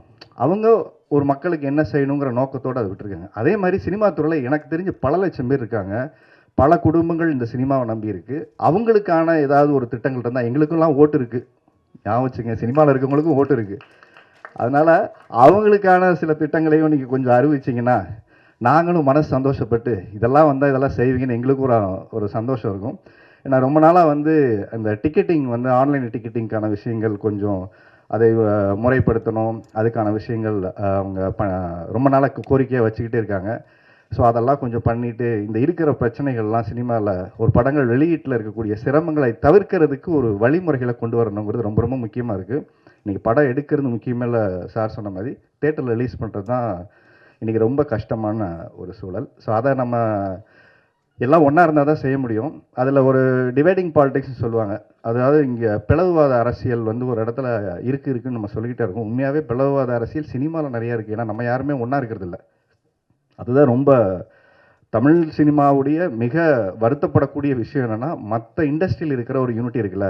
இப்போ அண்ணன் ப்ரெஸ் அவருக்கு ஒரு பிரச்சனைனா நான் வந்து நிற்கிறதோ, இல்லை எனக்கு ஒரு பிரச்சனைனா புது பிரச்சனையை சொல்கிறேன். இண்டிவிஜுவலாக தனிப்பட்ட கருத்து வேறுபாடுகள் எல்லாருக்குமே இருக்கும். ஆனால் நம்ம இருக்கக்கூடிய தொழில் சார்ந்து இருக்கக்கூடிய விஷயம், நான் ஒரு ஆடியோ லான்ச்சே நடக்கலை, இந்த மாதிரி ஒரு நிகழ்வு நடக்காது. இங்கே சாப்பிட்றவருக்கு வேலை கிடைக்காது, இது மாதிரி தேட்டர் இருக்கிறவங்களுக்கு ரெண்ட் கிடைக்காது, இது மாதிரி இந்த கேமரா எடுத்துகிட்டு வரவங்களுக்கு அவங்களுக்கு ஒரு இருக்குது, அதுக்கு பின்னாடி வேலை செய்கிறவங்க இருக்காங்க, அதுக்கு முன்னாடி யூடியூப்போ ஒரு சேனலோ வச்சுருக்கு. இத்தனை எல்லாமே பொருளாதார ரீதியாக ஒரு மிகப்பெரிய பாதிப்புக்குள்ளாகக்கூடிய சூழல் இருக்குது. நம்ம ஏதோ பார்க்குறோம், இது அவருக்கு நடக்குது இவருக்கு நடக்குதில்ல, இது நமக்கு நடந்துக்கிட்டு இருக்குது. இன்றைக்கி எங்கோ வாரம் நடக்குது. ஆனால் யோசிச்சு பாருங்கள், இன்றைக்கி நம்ம வீட்டில் குடும்பத்தில் பொருளாதார ரீதியாக பிரச்சனை, கேஸ் விலை ஏறிடுச்சு, பெட்ரோல் டீசல் விலை ஏறிடுச்சு, பொருளாதார ஏறிடுச்சு, வாங்கின சம்பளம் அதே தான். ஆனால் நீங்கள் செலவு பண்ணக்கூடிய அந்த வருமானத்தில் செலவு அதிகமாகிடுச்சு. அப்போ இந்த இன்ஃப்ளேஷன் அதிகமாகிடுச்சுன்னா நாளைக்கு என்ன பண்ணுவோம்? அடுத்து வட்டி கூட்டிடுவாங்க. யாரெல்லாம் லோன் வாங்கி வச்சுருக்கீங்களோ அப்படியே மனசில் பக்குன்னு இருக்கும். அடுத்து ரெப்போ ரேட் வந்துச்சுன்னா வட்டி ஏறிச்சுன்னா லோன் ஏறிடும். இந்த மாதிரி பல பிரச்சனைகள் ஒரு இடத்துலேருந்து ஆரம்பித்து புள்ளி. நம்ம ஏதோ சாதாரண சினிமா நினைக்கிறோம். ஆனால் இந்த மாதிரியான ஒரு தயாரிப்பாளர் இங்கே வந்து ஒரு ப்ரொடியூஸ் பண்ணுறதில்ல, அவர் நல்ல மனசோடு இங்கே வந்து செய்கிறதுலையும் அடுத்த தடவை செய்யணுமா வேணாமாங்கிற இடத்துக்கு நிறைய பேர் யோசிக்கிற அளவுக்கு தள்ளப்பட்டுருவாங்க. தயாரிப்பாளர் பற்றி சொல்லணுன்னா ரொம்ப சந்தோஷமாக இருந்த விஷயம் என்னென்னா, வாழ்க்கையில் எவ்வளோ முன்னுக்கு போனாலும் பெற்ற தாய் தந்தையை மறக்கக்கூடாதுன்னு நமக்கு சொல்லிக் கொடுப்பாங்க. ஆனால் அவருடைய ஃபோட்டோவை இந்த கீழே வச்சு அவர் மாலை போட்டுட்டு அதுக்கப்புறமா அவர் இந்த நிகழ்ச்சியை துவங்கினதுங்கிறது வந்து இது பார்க்குறதுக்கு ஏதோ ஊர் நாட்டானா இருக்குன்னா, அவர் மேல் வைத்திருக்கக்கூடிய மரியாதையும் அன்பும் அந்த இடத்துலேருந்து தான் எனக்கு ரொம்ப ஆரம்பிச்சது. பெற்ற தாய் தந்தையரை எந்த இடத்துக்கு போனாலும் மறக்காமல் இருக்கணுங்கிற நிறைய பிள்ளைகளை ஞாபகப்படுத்தக்கூடிய ஒரு தயாரிப்பாளராக இருந்தார். அதுக்கப்புறம் விஜய் சார் வந்து ட்ரைலராக வந்து இன்றைக்கி பார்க்கும்போது நல்லா இருந்தது. ஏன்னா படத்தை பற்றி கொஞ்சம் பேசிடுவோம். பிரச்சனையை பற்றி பேசிட்டா கேப்ஷனே அதை தான் இருக்கும், தனுஷுக்கும் மகேந்திரனுக்கும் கராவில் பிரச்சனையா அப்படின்னு. அது மாதிரி ஸோ இந்த படத்தை பற்றி சொல்லணும் அப்படின்னா, ஒரு மிருகங்களை வைத்து எடுக்கக்கூடிய படங்கள் வந்து நம்ம தமிழ் சினிமாவில் ரொம்ப ரேராக தான் வருது. ஸோ இன்டர்நேஷ்னலில் இதுக்கு ஒரு பெரிய மார்க்கெட் இருக்குது. இந்த மாதிரி ஒரு படம் எடுத்தாலே அதுக்குன்னு ஒரு ஆடியன்ஸ் இருக்காங்க. எப்படி பேய் படங்கள் பார்க்குறதுக்கு ஒரு ஆடியன்ஸ் இருக்காங்களோ, இந்த மாதிரி மிருகங்கள் சார்ந்து இருக்கக்கூடிய படங்கள் அது ஒரு பெரிய மெனக்கடலான வேலை. இது நிறையா ஹோம்ஒர்க் பண்ணி பண்ணணும். ஏன்னா நம்மக்கிட்ட நிஜமாக முதலே கூப்பிட்டு வச்சு வாயை திறந்து நடித்து உள்ளே நடிக்க முடியுமா? அது மாதிரி நடிக்கணும். அது மாதிரி ஒரு அதை இமேஜின் பண்ணி நடிக்கிறது ரொம்ப கஷ்டம். வாழ்க்கையில் நிறைய கஷ்டப்பட்டுருக்கான். ஆனால் தலையில் தொங்க போட்டு மொத்த படமும் அவனை உரிச்சிருக்காங்க. ஸோ அதனால் இதுக்கப்புறம் உன் வாழ்க்கை தலைகளாக மாறும்னு நினைக்கிறேன், நீ தொங்கின இவ்வளோ நாளைக்கு. ஸோ ஏன்னா அவன் வாழ்க்கை தலைகளாக மாறணும்னு எவ்வளோ பேர் என்ன மாதிரி இருக்கக்கூடிய நிறைய பேர் நாங்கள் ஆசைப்படுறோம். ஸோ இந்த படம் அந்த மாற்றத்தை உனக்கு கொடுக்கட்டும். ஸோ லவ் சாங் அப்படின்னா இன்ன வரைக்கும் எனக்கு நெடுஞ்சாலையும் மாலைப்பொழுது மயக்கலையும் தான். ஆனும் அதுக்கப்புறம் லவ் போட பாட்டெல்லாம் போடுவாங்க. அதுக்கப்புறம் ஒன்று அந்த பாட்டு படத்தில் இருக்காது, இல்லை விஷுவல் பண்ணுறதுக்கு காசு இருக்காது. லவ்வுக்கும் நமக்கும் அதுக்கப்புறமாவே கொஞ்சம் பிரச்சனை தான். அதனால தான் நான் சொன்னேன், அச்சு கிட்ட கேட்டேன், அச்சு நம்ம படம் பண்ணி எவ்வளோ நாள் ஆச்சு அப்படின்னு. ஒரு 10 years இருக்குமா? இல்லை அதுக்கும் மேலே ஆச்சு. ஏன்னா அச்சு இப்போ நீங்கள் பார்க்குற நிலைமையெல்லாம் அப்போ இல்லை. அப்போ வந்து ஒரு நல்ல play boy, young boy, is very energetic. காதல் ரசம் சொட்டிக்கிட்டே இருக்கும் அச்சுக்கிட்ட. வலிஞ்சு நாங்கள் தான் இதை எடுத்துக்கணும், இதில் ஒரு பாட்டு அதில் ஒரு பாட்டுன்னு. அவ்வளோ தூரம் எங்கே எனர்ஜி. இப்போ பார்த்தா வந்து ஏதோ வந்து இசை ஞானி கேள்விப்பட்டிருங்க, நம்ம பார்த்துட்டோம் அவர் எப்படி இருப்பாருன்னு. அடுத்த உருவமாக இருக்காப்புல. எப்படி இருக்கீங்க, நல்லா இருக்கீங்களா, ஓகே அம்மா நல்லா இருக்காங்களா, நம்ம அச்சு தானே அது அப்படிங்கிற அளவுக்கு ஒரு பெரிய டிரான்ஸ்ஃபர்மேஷன் வந்து. எனக்கு வயசாயிடுச்சா இல்லை அவருக்கு வயசாயிடுச்சான்னு அவர் பேசலன்னா எனக்கு வந்து ஐயோ நமக்குலாம் இவ்வளோ வயசாயிடுச்சா வந்து அச்சு பேசுகிறத பார்த்து அப்படின்னோடனே அவ்வளோ ஒரு பக்குவமாயிட்டாப்புல. ஸோ அவருடைய அவருக்கு வயசாயிடுச்சு, அவர் மெச்சூரிட்டி ஆனால் கூட அவர் பாடல்களை இன்னும் இளமையும் துள்ளலும் அப்படியே குறையாமல் வச்சுருக்காரு வந்து. ஸோ இன்றைக்கி இந்த பாடல்கள் சவுண்டிங்காக ரொம்ப நல்லா இருக்குது. படம் பார்க்கும்போது இந்த பக்கம் விஜய் சேதுபதி கண்ணுக்கு தெரிகிறாரு, இந்த பக்கம் அவருக்கு வில்லனா வந்து ரஜினி.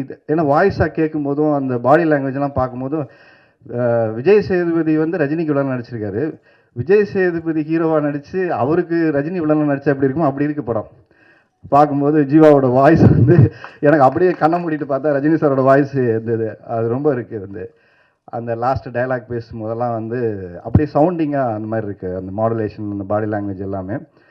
விஜய் சேதுபதி ஒரு பாட்டு பாடியிருக்காரு. உண்மையே மக்கள் செல்வன் அப்படின்னு அவருக்கு பேர் வச்சதுக்கு பொருத்தமாக இருக்கக்கூடிய விஷயம் என்னென்னா, சின்ன படங்கள், இதை நான் உண்மையாகவே சொல்லி ஆகணும், விஜய் சேதுபதியோட ஒரு பெரிய ஒரு நல்ல குணம் அப்படின்னா, சின்ன படங்கள் இன்றைக்கும் யாராவது அவருக்கு ஃபோன் பண்ணி ஒரு ட்விட்டரில் ரிலீஸ் பண்ணணுன்னா இம்மீடியட்டாக ஓகே சொல்கிற இடத்துல ஆர்யாவும், விஜய் சேதுபதி, அதுக்கப்புறம் விஜய் ஆண்டனி சார், இவங்கெல்லாம் வந்து ஃபோன் பண்ணி இந்த மாதிரி ரிலீஸ் அப்படியா எப்போ பண்ணோம், ஓகே போட்டுருங்க. அது யார் படம், அது யார் ப்ரொடியூசரு, அது சின்ன ப்ரொடியூசராக பெரிய ப்ரொடியூசராக, அவங்க தராதரம் பார்த்து பண்ணுறதே கிடையாது. அது பண்ணணுமா, அது இருக்கிற பிஸியான டைமில் நம்ம நேரில் தான் போய் அவங்களுக்கு ஒரு விஷயத்தை செய்ய முடியல. ஆனால் அந்த சமூக வலைத்தளங்களில் நம்ம செய்யணுங்கிற எண்ணம் இருக்குல்ல, அதை உண்மையிலேயே பாராட்டக்கூடிய விஷயமாக இன்றைக்கி விஜய் சேதுபதி வந்து செஞ்சிட்ருக்காரு. ஆர்யா அதை செஞ்சிட்ருக்காப்புல. விஜய் ஆண்டனி யார் கேட்டாலும் அதை மறுக்காமல் செய்கிறாங்க. குறிப்பாக இந்த படத்தில் அவர் வந்து ஒரு பாட்டு பாடி மகேந்திரனுக்கு பண்ணியிருக்காரு. உண்மையிலேயே அது பாராட்டப்படக்கூடிய விஷயம். ஏன்னா வளர்ந்து வரக்கூடிய கலைஞர்களுக்கு நம்ம என்ன செய்ய முடியும்னா, நம்மளால் முயன்ற உதவிகளை அவங்கவுங்க தளத்திலேருந்து செய்கிறதுன்னு இருக்குல்ல, அது ரொம்ப ரொம்ப முக்கியமான ஒரு விஷயம். ஸோ இந்த படம் உனக்கு ஒரு பெரிய பிரேக்காக இருக்கும். அதுக்கப்புறம் நடிச்சிருக்கக்கூடிய கலைஞர்கள் எல்லாருக்குமே என்னுடைய வாழ்த்துக்கள். ஏன்னா நான் ஹீரோயினை பார்த்துட்டு கையாடு லோகர் மாதிரியே இருந்தாங்க. அப்புறம் கேட்டேன், என்ன இல்லை அவங்க வேற அப்படின்னா, சரி 4 வருஷம் ஆச்சு கல்யாணத்துக்கு ரெடி ஆகிட்டு இருக்காங்க அப்படின்னு சொல்லி தம்பி சொல்லிட்டு இருந்தா, இன்றைக்கி வர முடியலன்னு. ஸோ அவங்களுக்கும் என்னுடைய வாழ்த்துக்கள். நடித்த மற்ற எல்லா கலைஞர்களுக்குமே, டெக்னீஷியன்ஸுக்கு எல்லாருக்குமே என்னுடைய வாழ்த்துக்கள். தயவு செஞ்சு இந்த படம் உங்களுக்கு பிடிச்சி ப்ரெஷ் ஷோ போடுவாங்க, நல்லா இருந்துச்சுன்னா நல்லா எழுதுங்க, நல்லா இல்லையா அது உங்களுடைய விமர்சனம் சொல்லுங்கள். நல்லா இருந்தால் கூடுதல் 2 வார்த்தையை அதை எழுதுங்க, அதுதான் அந்த படத்தை கொண்டு போய் சேர்க்கும். அதே மாதிரி புதுசாக வரக்கூடிய தயாரிப்பாளர்களுக்கு ஒரு சின்ன ஒரு கோரிக்கையாக நான் வைக்கிறது, நீங்கள் சினிமாவுக்கு வாங்க, வந்தீங்கன்னா நீங்கள் தயாரிப்பு செலவில் 20லேருந்து இன்றைக்கி 30% கட்டாயம் நீங்கள் விளம்பர செலவுக்குன்னு எடுத்து வைக்கக்கூடிய நிர்பந்தம் இருக்குது. அதை கையில் எடுத்து வச்சுக்கிட்டு படத்தை செலவுக்கு வாங்க. படத்தை செலவு பண்ணிட்டு இது யாராவது வாங்குவாங்க, யாராவது ரிலீஸ் பண்ணுவாங்கன்னு நீங்கள் வந்தீங்கன்னா, இன்றைக்கி அப்படிப்பட்ட சூழல் இல்லை. அப்போ நம்ம வெளியில் போய் கடன் வாங்க வேண்டிய சூழல் இருக்குது. அப்புறம் அந்த படத்தை ப்ளச் பண்ண வேண்டிய சூழல் இருக்குது. அதனாலேயே அந்த படம் சரியாக விளம்பரம் பண்ண முடியாமல் ரொம்ப கஷ்டப்படுறாங்க. தேட்டர்களும் இப்போ என்ன சொல்கிறாங்கன்னா, நல்ல விளம்பரம் இல்லைன்னா உங்களுக்கு தேட்டர் கொடுக்கறது இல்லை. இன்றைக்கி தமிழ்நாட்டில் இருக்கக்கூடிய அநேக தேட்டருங்கள் தமிழ் சார்ந்து இருக்கக்கூடிய ஓனர்கிட்ட இல்லை. எல்லாமே கார்ப்பரேட்டாக ஒரு பெரிய மால்ஸ் எல்லாமே அவங்கக்கிட்ட இருக்குது. அப்போ அவங்களுக்கு என்ன சொல்கிறாங்கன்னா, சார் நாங்கள் போட ரெடியாக இருக்கோம், நல்ல விளம்பரம் பண்ணுங்கள், எங்களுக்கு இப்படி ஒரு படம் வருதுன்னு தெரிய வைங்க. அப்படின்னா என்ன பண்ணணும்னு தெரில, எல்லா மாலுக்கு முன்னாடி போய் நம்ம நின்று விளம்பரம் பண்ணணும்னு நினைக்கிறேன். ஸோ அப்படியான சூழலுக்கு இன்றைக்கி தயாரிப்பாளர் தள்ளப்பட்டிருக்காங்க. ஸோ இந்த படத்துடைய தயாரிப்பாளருக்கும் நான் சொல்லிக்கிறது அப்படியே என்னென்னா, விளம்பரங்கள் நீங்கள் என்ன பண்ணுறீங்களோ திட்டமிட்டு சரியாக செய்யுங்க. அதுதான் உங்களுக்கு அங்கே தேட்டருக்கான ஒரு நல்ல திரையரங்கு கிடைக்கிறது ரொம்ப ரொம்ப முக்கியமாக இருக்குது. மறுபடியும் இந்த பக்கம் அவன் தனுஷோட தான் மோதுவான்னு பார்த்தா, அந்த பக்கம் மே டேட்டை போட்டிருக்காரு, அந்த பக்கம் சூர்யா சார் வர்றாரு கருப்பு. ஸோ அதனால் தலைவன் வந்து ரெடி ஆகிட்டான். இளைய தளபதி நான் ஒரு பட்டம் கொடுத்தலான்னு நினைக்கிறேன். தளபதி வந்து நடிக்க போயிட்டார், தம்பி நீ இளைய தளபதியே எல்லாரோடையும் மோத ரெடி ஆகிட்டேன். இந்த பக்கம் சூர்யா சாரா, அந்த பக்கம் தனுஷ் சாரா, டைட்டிலுக்காக வாங்க பார்த்துக்கலாம், ரிலீஸாக வாங்க பார்த்துக்கலாம், ரெடி ஆகிட்டான். ஸோ உன் வாழ்க்கை இந்த படம் மூலம் எல்லாம் தலைகளாக மாறட்டும், நடித்த அத்தனை கலைஞருக்கும் வெற்றி வாய்ப்பை கொடுக்கட்டும். சாரி, நான் திருப்பி மைக் எடுத்துக்கிறேன். நான் ஒரு பர்சனை பற்றி நான் ரொம்ப சொல்ல வேண்டாம். ரொம்ப முக்கியமான ஒரு பர்சன் சேதுனா. ஓகே, இது நான் ஒரு ஜஸ்ட் ஒரு 1.5 மினிட் தான் அவரை பற்றி நான் சொல்ல போகிறேன். அவர் எவ்வளோ முக்கியமான ஒரு பர்சன் எனக்கு அப்படின்ட்டு. இன்றைக்கி எல்லாருமே வந்துட்டு மாஸ்டரில் வந்து மகேந்திரன் ரொம்ப நல்லா நடிச்சிருக்கான், சூப்பராக பண்ணான் அப்படின்னு எல்லாருமே சொல்கிறீங்க. அதுக்கு ஒரே ரீசன் வந்து சேதுனா மட்டும்தான். ஏன்னா எனக்கு அந்த படம் கிடைக்கிறதுக்கு ஒரு மிகப்பெரிய வாய்ப்பாக சேதுனா தான் இருந்தார். அவர் தான் லொக்கேஷன் என்கிட்ட சொன்னார், லொக்கேஷன் என்னை பார்த்தாரு, எனக்கு மாஸ்டர் கொடுத்தாரு. அவர் மாதிரி தான் நடித்தேன், அவர் மனசில் வச்சு தான் நடித்தேன், நான் மாஸ்டர் பண்ணேன். இது மட்டும் கிடையாது, இதுக்கு ஒரு எனக்கு தெரிஞ்ச ஒரு 2012 எனக்கு அண்ணாவை நல்லா தெரியும். நான் எவ்ரி டைம் அவர்கிட்ட நான் நிறைய சண்டை போடுவேன். நான் எனக்கு எதனா ஒன்று பண்ணுங்கள், எனக்கு எதனா ஒன்று பண்ணுங்கள் நான் கேட்டுகிட்டே இருப்பேன். ஆனால் எனக்கு இப்படி வந்து எனக்கு அது மாஸ்டராகவும் சரி, எனக்கு இந்த படத்தில் அந்த பாட்டு பாடி கொடுத்ததாகவும் சரி, எனக்கு இவ்வளோ செய்வார்னு உண்மையாக நான் நினச்சே பார்க்கல. ஏன்னா லைஃப்பில் நான் என்றைக்குமே எதுக்கு நான் சினிமாவில் எப்படி ஓடிக்கிட்டே இருக்கேன் அப்படின்னா, நிறைய பண்ணிகிட்டே இருப்பேன். நான் என்னென்னா லைஃப்பில் நான் எப்படி ஓடுவேன் அப்படின்னா, நான் என்றைக்குமே தனியாக ஓட மாட்டேன். எனக்கு யாரும் கையும் எனக்கு கொடுக்க வேண்டாம். ஆனால் நான் திரும்பி பார்க்கும்போது உனக்கு நான் இருக்கேன்ற அந்த ஒரு பார்வை இருந்தால் எனக்கு அது போதுன்னு மட்டும்தான் நான் ரொம்ப நம்புவேன் நான். ஏன்னா எனக்கு யாருன்னா கை கொடுங்க, நான் வேகமாக ஓடுவேன், நான் சொல்லவே மாட்டேன். அந்த ஒரு ஷோல்டரை தாண்டி, அந்த ஒரு லவ்வை தாண்டி என்றைக்குமே சேதுன்னா என் கூடயே இருக்கார். தேங்க்யூண்ணா, இது ஒரு ஸ்டேஜாக எடுத்துக்கிட்டு இது வரைக்கும் நீங்கள் எனக்கு செஞ்சது அண்ட் எனக்காக நீங்கள் பேசுனது, எனக்கு நீங்கள் சொல்லிக் கொடுத்தது எல்லாத்துக்குமே இந்த ஒரு ஸ்டேஜில் நான் உங்களுக்கு ரொம்ப ரொம்ப ரொம்ப தேங்க் பண்ணுறேன் சேதுனா. Love you so much and love you 3000. Thank you. வருகை தந்திருக்கும் அனைவருக்கும் என்னுடைய பணிவன்பான மதிய வணக்கத்தை தெரிவித்துக் கொள்கிறேன். காலை வணக்கத்தில் ஆரம்பிக்கலாம்னு நினச்சேன். ஸோ நிறைய பேர் வந்து நமக்கு முன்னாடி பேசுகிறவங்க ரொம்ப ஃபயரான ஸ்பீச்லாம் கொடுக்கும்போது நம்ம என்ன பேசணுன்ற விஷயமே நமக்கு எல்லா மேடையிலையுமே மறந்துடும். ஸோ அதனால் நான் யாரையாவது பேர் சொல்ல மறந்துட்டேன்னா அவங்க அட்வான்ஸாக என்னை மன்னிச்சிருங்க. ஸோ அந்த மன்னிப்பை நான் முதல்ல கேட்டுக்கிறேன். கண்டிப்பாக சில பேரை நான் சொல்கிறதுக்கு மறந்துடுவேன்னு நினைக்கிறேன். அதை கண்டிப்பாக பாருங்கள், மன்னிச்சுட்டு வந்துட்டார் எங்கள் கேமராமேன். அவர் பேரை கண்டிப்பாக நான் மறந்துருப்பேன், இப்போ ஞாபகப்படுத்திட்டார். நல்ல வேலை. தேங்க்யூ. ஸோ சில பேருக்கு நம்ம ஒரு படத்துக்கு வந்து நன்றி சொல்லுவோம் அப்படின்னு சொன்னால், என்னை பொறுத்த வரைக்கும் இந்த படத்துக்கு நான் முதல்ல நன்றி சொல்லணும்னு நான் நினைக்கிறது பவானி என்டர்டெயின்மெண்ட் ராஜேஷ்குமார் சாருக்கு. ஸோ அவருடைய பங்கு, அவருடைய அந்த ஸ்டார்ட் அப் இல்லைன்னா நம்ம இன்றைக்கி இந்த அரங்கத்தில் இருந்திருக்க முடியாது. அதுக்கு அடுத்ததாக நான் சொல்ல வேண்டியது இயக்குனர் அவதார் அவருக்கு. எனக்கு வந்து இந்த நேம் கன்ஃபியூஷன் அப்பையிலேருந்தே இருக்குது. சார் அவதார் டைரக்டர் உங்களை கூப்பிட்டு படம் பண்ணுன்றாரு. நான் அப்பா ஜேம்ஸ் கேமரூனா, அந்த ஆள்கனில் நம்ம எப்படா பட்டோம். அவதார் படம்னா நம்மளை வந்து ஒருவேளை ஏதோ சூப்பர் ஸ்டார் அந்த டூப்புக்குலாம் பண்ணது ஏதாவது ஃபாரின் டெக்னீஷியன்லாம் ஒர்க் பண்ணாங்க கோச்சடையானில், யாராவது சொல்லி கேள்வி நம்மளை வந்து அவதார் டைரக்டருக்கு நம்மளை இன்ட்ரடியூஸ் பண்ணிட்டாங்களான்னு சொல்லி நானும் போய் பார்த்தா நம்மளாலே தொப்பி போட்டிருக்காரு. அவருக்கு ஆக்சுவலாக வேறு ஒரு செல்ல பேர் இருக்குது, நாங்கள் அவரை அப்படி தான் கூப்பிடுவோம். அவதார், யோ அவதார் நீ எங்கேயா இங்கே இந்த இதில் சொல்லுவாங்கல்ல கவுண்டர், யோ மிலிட்ரி நீ எங்கேயா இங்கே, நீங்களான்னு அந்த மாதிரி பார்த்தா நம்ம அவதார் இங்கே இருந்தார். ஸோ அந்த நேம் கன்ஃபியூஷன் வந்து அந்த அவதார் அங்கே ஸ்டார்ட் ஆனது.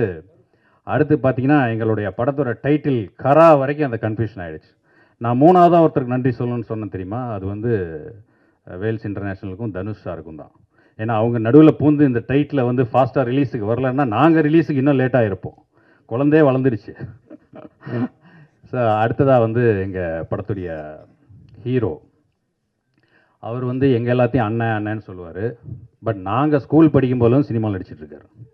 நாட்டாமல் படிக்கும் போதெல்லாம் நான் உண்மையிலே ப்ராமிஸாக பள்ளிக்கூடத்தில் போய் பார்க்குறேன், லீவ் விட்டுட்டு நாங்கள் படத்தை பார்க்க போகிறோம், தாத்தா நான் பார்த்தேன்னு சொன்ன எங்களுடைய சீனியர், எங்களுடைய கலை உலக அண்ணா, எங்களுடைய அன்பு அண்ணன் மகேந்திரன் அவர்களுக்கு என்னுடைய மனப்பூர்வமான நன்றி. ஏன்னா வந்து ஸ்க்ரீன் ஷேரிங்கில் அவருக்கு ஈக்குவலான ஒரு ரோல் எனக்கு இதில் கொடுத்துருக்காங்க. ஸோ அவர் நினச்சிருந்தாருன்னா வேறு யாருக்காவது கொடுக்கலாம் அப்படின்னு சொல்லியிருந்திருக்கலாம். பட் அந்த கலையை நேசிக்கிற அந்த ஒரு கலைஞன் சக கலைஞனுக்கு எவ்வளோ பெரிய கேரக்டராக இருந்தாலும் அதில் வந்து எந்த ஒரு தயக்கமுமே இல்லாமல் ரொம்ப இணக்கமாக ரொம்ப பாசமாக இந்த கேரக்டர் எங்களை பண்ண வச்சாங்க. அடுத்த நன்றி வந்து எங்களோட மியூசிக் டைரக்டர் அச்சு ராஜாமணி சார். அந்த காதல் குமார் அப்படின்ற ஒரு சாங் இருக்கும். அந்த சாங்கை நான் வந்து அவருக்கு தெரியாது, நான் ஒரு 1000 வாட்டி கேட்டிருப்பேன். அவதார் என்கிட்ட நான் வந்து அடிக்ட் ஆகிட்டேன் அந்த பாட்டுக்கு. எனக்கு ரொம்ப பிடிக்கும் அதுக்குள்ளே இருக்க குட்டி குட்டி டீட்டெயில்ஸ்லாம். நீங்கள் டெஃபினட்டாக அந்த சாங் வந்து கேட்கணும். ஏன்னா வந்து அது டெஃபினெட்லி கரெக்டாக ஒரு ஹிட் சாங், அது கரெக்டாக ப்ரமோட் பண்ணால் பெரிய சாங்காக இருக்கும். ஸோ அந்த பாடலை பாடி கொடுத்த அன்பு சகோதரர் திரு விஜய் சேதுபதி சார் அவர்களுக்கும் என்னுடைய மனப்பூர்வமான நன்றியை இந்த நேரத்தில் தெரிவிச்சுக்கிறேன். அடுத்ததாக ஹீரோயின் சாஹிபா, அவங்க சாரிபா வர முடியலன்ட்டாங்க.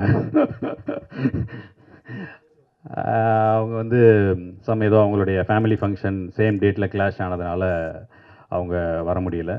ஸோ அவதாருக்கு வந்து இந்த சேம் டேட்டில் கிளாஷ் விடுறது புது விஷயம் கிடையாது. எலெக்ஷன் டைமு ஃபங்க்ஷன் எல்லாருமே பொலிட்டீஷியனாக வேறு நிறைய பேரை கூப்பிட்ருக்கீங்க, எப்படி அவங்களுக்கு பிரச்சாரம்லாம் இருப்பாங்களே, எப்படி அவதார்னா இல்லைண்ணே நம்ம ஃபங்க்ஷன் இந்த டேட் விட்டால் பண்ண முடியாது, நம்ம பண்ணிவிடுவோம், ஏன்னா May 15 வந்து ரிலீஸ் டேட் ஃபிக்ஸ் பண்ணிட்டோம், நம்ம கண்டிப்பாக வந்தே ஆகணும் அப்படின்னாரு. ஸோ சாஹிபா எங்கே இருந்தாலும் உங்களுடைய எல்லா முயற்சிக்கும் எங்களுடைய வாழ்த்துக்கள். இந்த படத்தில் ரொம்ப அழகாக பண்ணியிருக்கீங்க. ரொம்ப அழகான ஒரு ஹீரோயின், ஒரு beautiful hero and beautiful heroine இந்த படத்தில் நீங்கள் வந்து பார்க்க போகிறீங்க. அந்த சாங்ஸாக இருக்கட்டும், பெர்ஃபார்மன்ஸாக இருக்கட்டும், எல்லாமே வேறு லெவலில் இருக்கும். அதுக்கப்புறம் இந்த படத்தில் ஒரு எனக்கு ஹீரோயினாக ஒரு கேரக்டர் நடிச்சிருக்கு.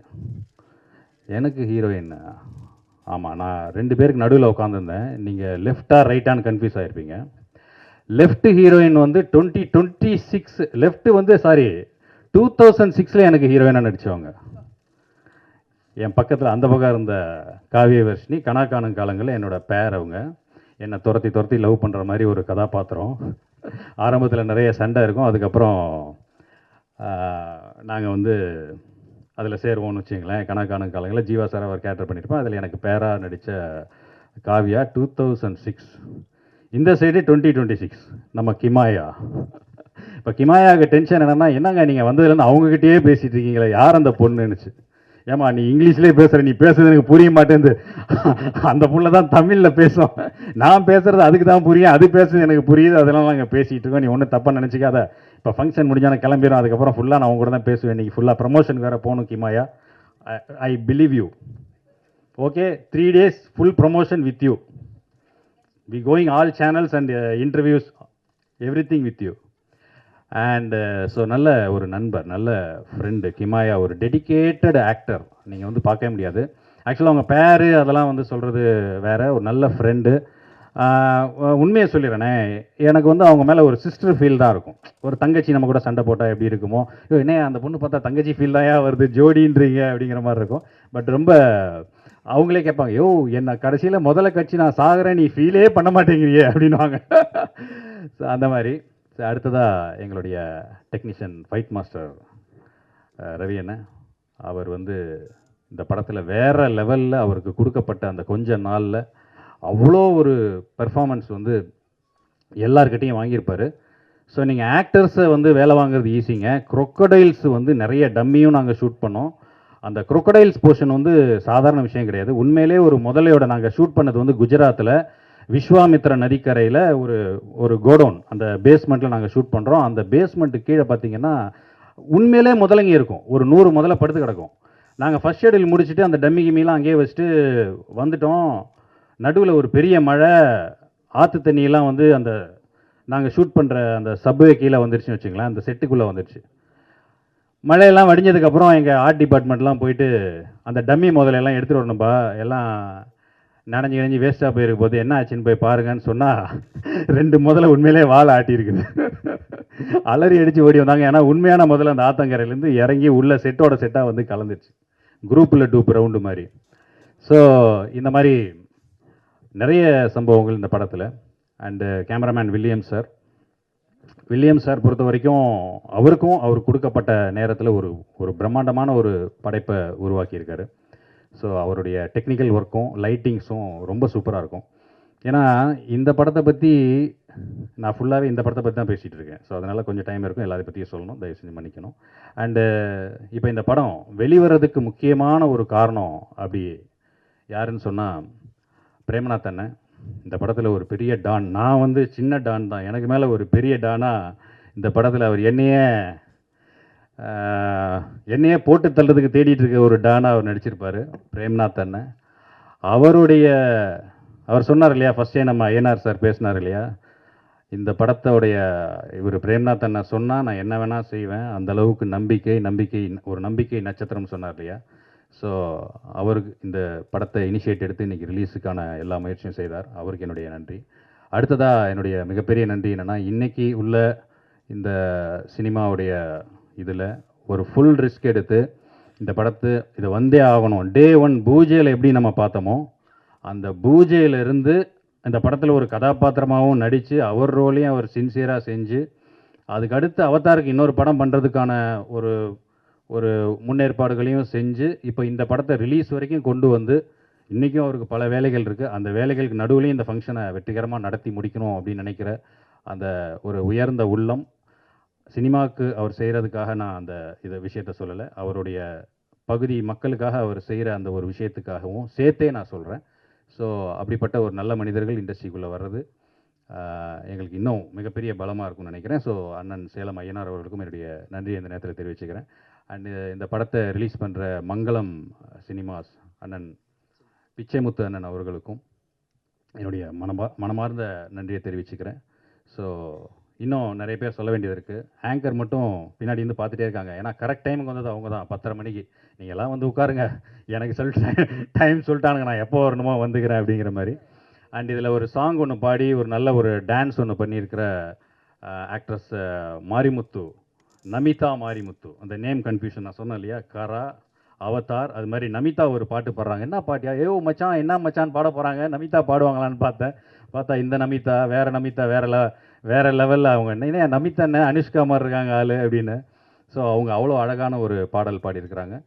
ஸோ இன்னும் நிறைய டெக்னீஷியன்ஸ் பற்றி சொல்ல வேண்டியது இருக்குது. வந்திருக்கிற சிறப்பு விருந்தினர்கள் அத்தனை பேருக்கும் நன்றி சொல்லணும். பட் எப்பயுமே நமக்கு வந்து மைக் ரொம்ப லேட்டாக கிடைக்கிறதுனால நிறைய விஷயத்தை நான் கவர் பண்ண முடியாமல் போயிடும். அண்ட் அண்ணன் திருமலை அவர்கள் திரையுலகத்தில் இருக்கும் அத்தனை பிரச்சனைகளையும் அவங்க ரொம்ப அழகாக முன் வச்சு அதற்கான தீர்வை நோக்கி தொடர்ந்து அவர் போராடிட்டே இருக்கார். அவருக்கு என்னுடைய நன்றியை தெரிவிச்சுக்கிறேன். அண்டு ஓகே, அண்ட் ஆங்கர் அத்தனை பேருக்கும் அண்ட் அத்தனை பத்திரிகை சகோதர சகோதரிகளுக்கும் இவ்வளவு நேரம் பொறுமையாக இருந்து எங்களுடைய இந்த நிகழ்ச்சியை கண்டு ரசிக்கும் அனைவருக்கும் என் நன்றி. அண்ட் இந்த படத்தில் எங்களுக்கு வந்து இந்த குட்டி பாப்பாவாக ஒரு பாப்பா நடிச்சிருந்தது. நான் தான் சொன்னேன், நீ உட்காந்தே இருமா, நீ ஏன் சொன்னால் எங்களோட டியூரேஷன் தெரிஞ்சிடும். ரொம்ப அழகான ஒரு கேரக்டர் நடித்த ஹாப்பி அவங்க வந்து வாழ்க்கையில் எல்லாம் வளங்களும் பெற்று இன்னும் பெரிய அளவில் வரணும். அவங்களையும் வாழ்த்தி வந்திருக்கும் அனைவருக்கும் என்னுடைய நன்றியை கூறி விடைபெறுகிறேன். நன்றி, வணக்கம், தேங்க்யூ. அண்ணன் ஐயனார் அவர்களே, நீங்கள் மயானமாக தந்தீர்கள் இந்த மக்களுக்கு. இந்த படத்துக்கு பிறகு மயானம் தரமாட்டீர்கள், விமானம் தருவீர்கள். யாரோ ஒருத்தர் தான் கைத்திட்டு இருக்காரு.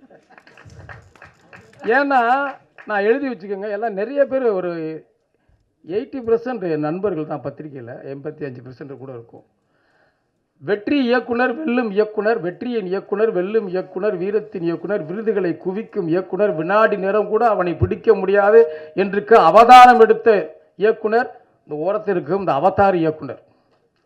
ஏன்னா ஒரு அந்த சும்மா ஒருத்தனை வந்து பாராட்டி புகழ்ந்துட்டு போகிறது கிடையாது. எனக்கு ஒரு பாட்டு கொடுத்ததுக்காக பாராட்டுறதா? எங்கள் ஊரில் அப்படி தான். எதுக்குத்தான் ஒருத்தர் கவிதை எழுதுவார்.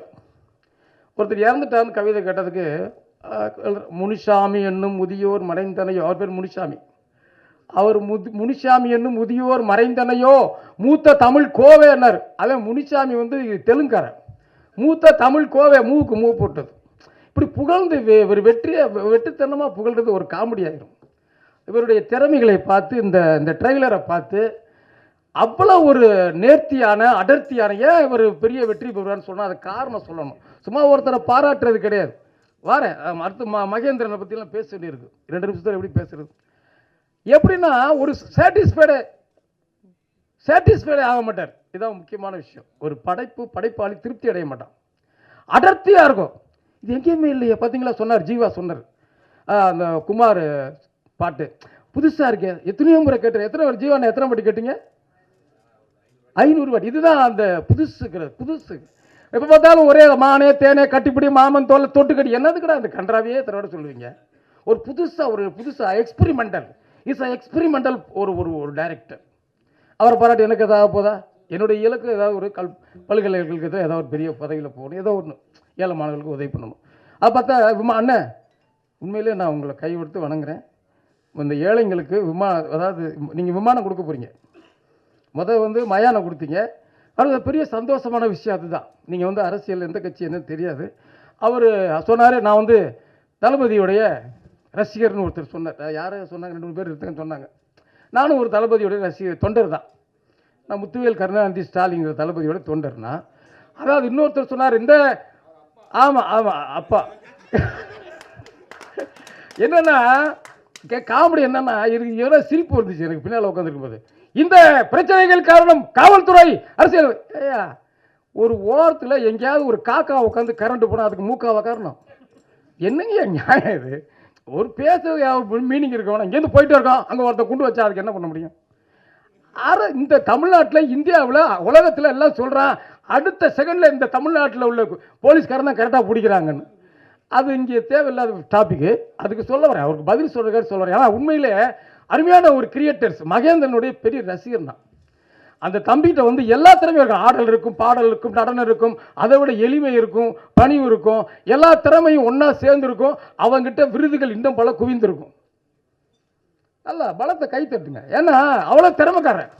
என்னமோ பிரச்சனை, எங்கேயோ பிரச்சனை மாதிரி தான். அந்த மாதிரி கேஸ் தான் அவரெல்லாம். இளையராஜாங்கிற இசைஞான உலகத்தில் பெரிய மியூசிக் டைரக்டர் தான். 25,000 பேர் கலந்துக்கிட்ட அவரோட அந்த போட்டியில் ஒரு தங்கப்பேனை வாங்கின ஒரு கவிஞர். நிறைய பெரிய பாட்டு எழுதலை அவர் நான் தான். என்ன இதான் ஒரு நமக்கு இலக்கு வேற எங்கே ஓடிக்கிட்டு இருப்போம். எங்கள் இப்போ நண்பர் சிரிக்கிறாங்க. எல்லாம் பத்திரிகை நண்பர்கள். அதனால் யாரையுமே தீர்மானம் பண்ணக்கூடாது. இங்கே உள்ளுக்குள்ளே எத்தனை பேர் தயாரிப்பாளர் சொன்னாங்க, இவரே நாளைக்கு பார்த்தா ஒரு எம்எல்ஏ கூட அமைச்சர் ஆகலாம். இவன் எப்படி அவன் விலகு போல டப்புன்னு மேரமொழி ஆயிடுவான். யாரையுமே பார்த்தீங்கன்னா அதெல்லாம் வேற காலங்க. ஒரு இவரை பற்றி பாராட்டி சொல்லும்போது சொன்னாங்க, யார் திருமலை அண்ணன் சொன்னார், ரொம்ப பணிவாக இருக்காரு, பந்தம் இல்லாமல் இருக்காரு, ஓடுறாரு, அவரே எல்லாமே டீ கொடுக்குறாரு, அவரே தண்ணி கொடுக்குறாருன்னு. அதெல்லாம் வந்து ட்ரெண்ட் மாறிடுச்சு. இப்போல்லாம் வந்து டைரக்ட்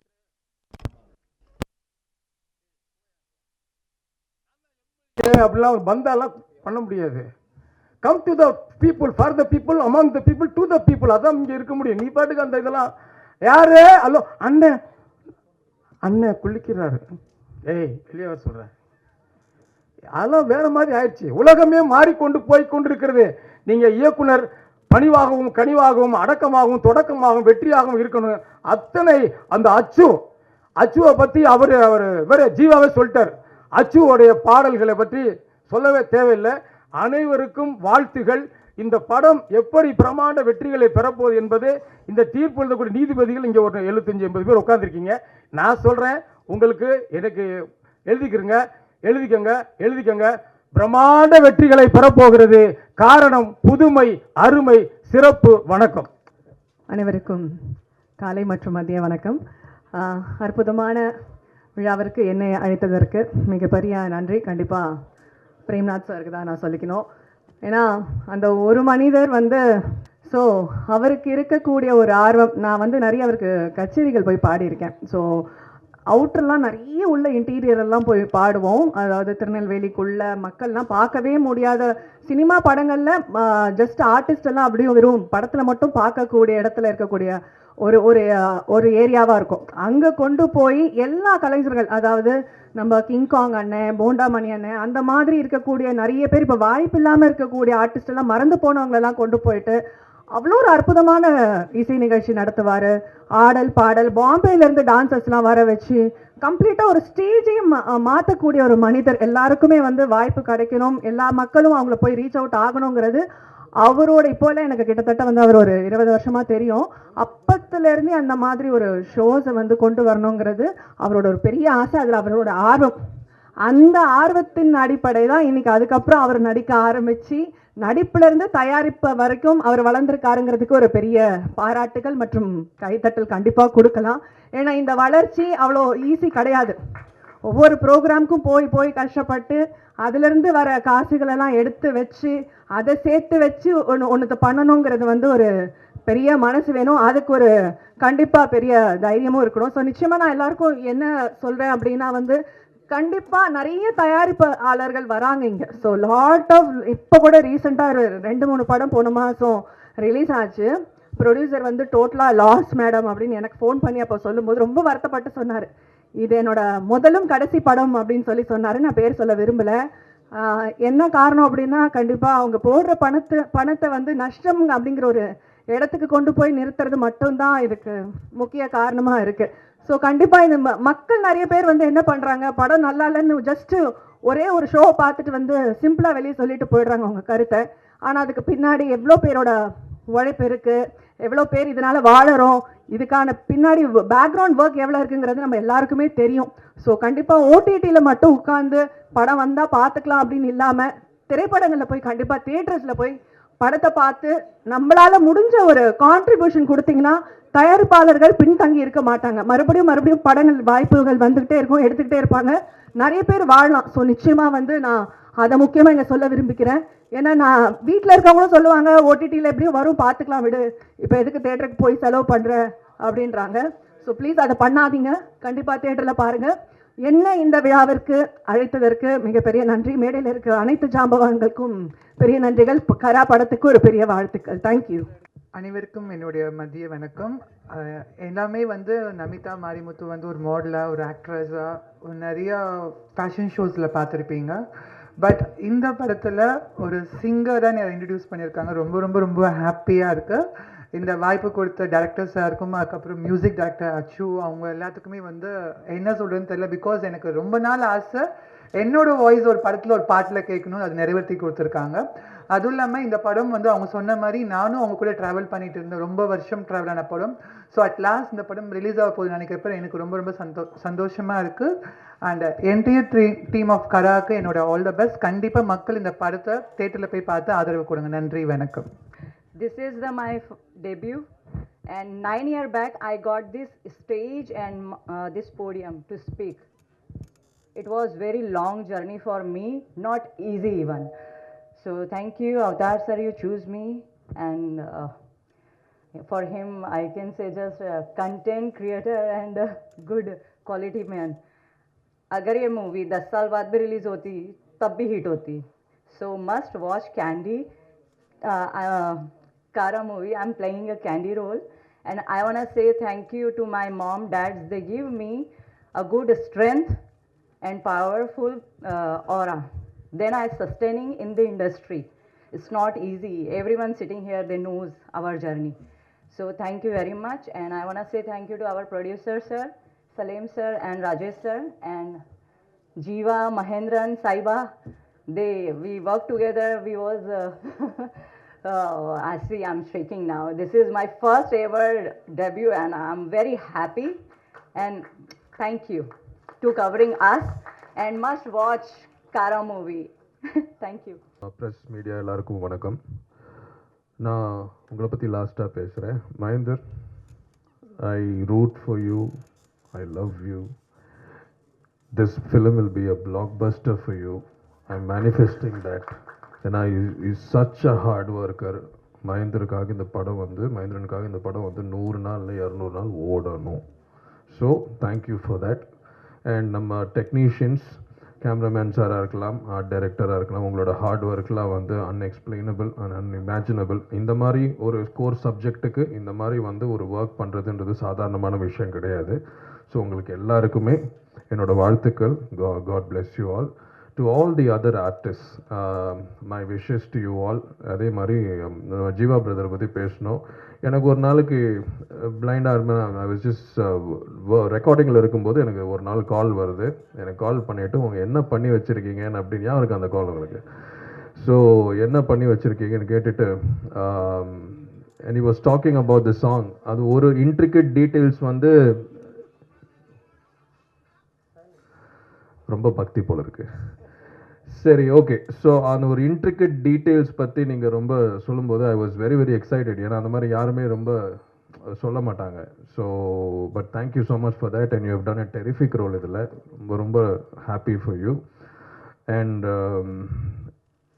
என்னோடய டைரக்டரை பற்றி நான் பேசியே ஆகணும். எனக்கு வந்து டைரக்டர் வந்து எனக்கு மகேந்திரன் மூலியமாக தான் தெரியும். எனக்கு மகேந்திரன் எனக்கு கால் பண்ணிவிட்டு, அண்ணா நீங்கள் இந்த படம் பண்ணியே ஆகணும், உங்களுக்கு நான் ஒரு சாய்ஸ் கொடுக்க மாட்டேன் அப்படின்னாரு. சரி, ஓகேப்பா நம்ம பண்ணலான்னு சொல்லிவிட்டு நான் வந்து கதை கேட்கும்போது எனக்கு வந்து ஒரு மனுஷன் வந்து நம்ம வந்து கொஞ்சம் ஃபார்மலாக ட்ரெஸ் பண்ணிட்டு வருவோம், இல்லைனா வந்து கொஞ்சம் கேஷுவலாக ட்ரெஸ் பண்ணிட்டு வருவோம். இவர் என்னடா தொப்பி போட்டு வேறு மாதிரி வராரு, யார் இந்த மனுஷன்னு சொல்லிட்டு உட்காந்து பார்க்கும்போது, சார் என் பேர் அவதார் அப்படின்னு அங்கேயே ஃபியூஸ் அவுட் எனக்கு. சரி ஓகே என்ன தான் கதைன்னு சொல்லும்போது, இந்த கதையை பற்றி எக்ஸ்பிளைன் பண்ணும்போது எனக்கு என்னோடய ஃபியூஸு திருப்பி வந்துச்சு. such a talented director, such a hard worker, such a ஒரு சரியான ஸ்போர்ட்னு சொல்லுவாங்க. Never give up attitude. இந்த மாதிரி டைரக்டர்ஸ் தான் நமக்கு தேவை. இந்த மாதிரி டைரக்டர்ஸோட ஒர்க் பண்ணுன்ற ஒரு ஆசை தான் எங்களுக்கு எல்லாருக்குமே. ஸோ எவ்வளோ நாளாக நம்ம ஜேர்னி பண்ணிட்டு இருக்கோம் நம்ம தான் தெரியும். ஃபஸ்ட்டு எடுத்த உடனே வந்து ஃபோன் எடுத்த உடனே அவதார் ஹலோலாம் சொல்ல மாட்டார், சார் மைண்ட் எப்படி இருக்குன்னு கேட்பாரு. So that is the kind of positive person he is. உங்கள் பாசிட்டிவ் ஸ்பிரிட்டுக்கு இந்த படம் சூப்பர் ஹிட் ஆகணுன்றது வந்து நான் வந்து ஐ எம் ப்ரேயிங் காட். கண்ணா நீ வந்து நல்லா நடிச்சிருக்கடா. So I wish you all the very best for that. And if I forgot everybody, my apologies. And Kima, you've done a fantastic job. Unga stunts ellame, it was very nice. And to the going to be married Sahiba, I wish her nothing but the best. And in the padam successful pom daivu senju support pannunga for a title like for a movie like us. Ena unga support illana naanga eduvume kedaiyadhu. So என்னோட songs பற்றி நானே பேசக்கூடாது. Please listen to it and please let us know எப்படி இருக்குன்னு. So thank you so much for the support once again. இந்த படத்தினுடைய கதாநாயகன் எல்லோரையும் ஒருங்கிணைத்து சொல்லக்கூடிய ஒரு நல்ல ஒரு கேப்டன். கிட்டத்தட்ட 4 வருஷம் அவரோட நான் ட்ராவல் பண்ணிட்டேன். ஒரு நிமிஷம் கூட முகம் சுளிக்காமல், எங்களையும் சுளிக்க விடாமல், அவருடைய பணி, அவருடைய லைஃப் அப்படின்றத மட்டும் பார்த்துட்டு எங்களோட தொடர்ந்து பல கஷ்ட நஷ்டங்களை அனுபவிச்சார். ஸோ அதுக்கெல்லாம் அந்த நேரத்தில் நாங்கள் வந்து எங்களுடைய கரா டீம் சார்பாக டைரக்டருக்கு வந்து சாரி சொல்லிக்கிறோம். ஸோ அவருடைய லைஃப் இந்த படத்துக்கு அப்புறம் வேறு மாதிரியே மாறும். அடுத்த படமும் எங்களுடைய நிறுவனத்தில் அவர் தான் பண்ணுறாரு. ஸோ அதனால் நல்ல ஒரு டெக்னீஷியன் தமிழ் தொழில் கிடச்சிருக்காரு. அவர் நிறைய பேர்கிட்ட ஒர்க் பண்ணியிருக்கலாம். குறிப்பாக சங்கர் சார்கிட்ட வந்து முதல்வன் படம்லாம் இந்தியில் அவர்லாம் ஒர்க் பண்ணார். ஸோ அந்த மாதிரி மாளிகை நிறைய படங்கள் ஒர்க் பண்ணார். ஸோ நல்ல ஒரு கதாசிரியர். அதே மாதிரி எதுவுமே நுணுக்கமாக அழுத்தமாக எழுதுறதா தான் சரி, எதுவாக இருந்தாலும் டெக்னீஷியன் யார், இவங்க கரெக்டாக பண்ணுவாங்களா அப்படிலாம் எல்லாமே ஒருங்கிணைச்சு இந்த படத்தை வந்து ஒரு நல்ல ஒரு வெற்றி படம், குழந்தைகள் முதல் பெரியவர்களும் பார்க்கக்கூடிய ஒரு அருமையான படத்தை நம்ம தமிழ் திருவுலத்தை கொடுத்த திரு அவதார் அவர்களுக்கு எங்களுடைய தயாரிப்பாளர் முறையில் அவருக்கு நன்றி தெரிவிக்கொண்டு, டெக்னீஷியன் சார்பாகவும் ஒரு நன்றி கொண்டு அவருக்கு வாழ்த்துக்களை சொல்லி அவரை நிறைவாக பேச இருக்கிறார். சீஃப் கெஸ்ட்டு எல்லாருக்குமே தேங்க்ஸு. ஸோ இந்த படம் எனக்கு ஏன் கிடச்சிருதுன்னா, அதுக்கு முக்கியமான காரணம் யாருன்னா, முதல்ல க்ராக்கடைலுக்காக தான் எனக்கு இந்த படமே கிடச்சிது.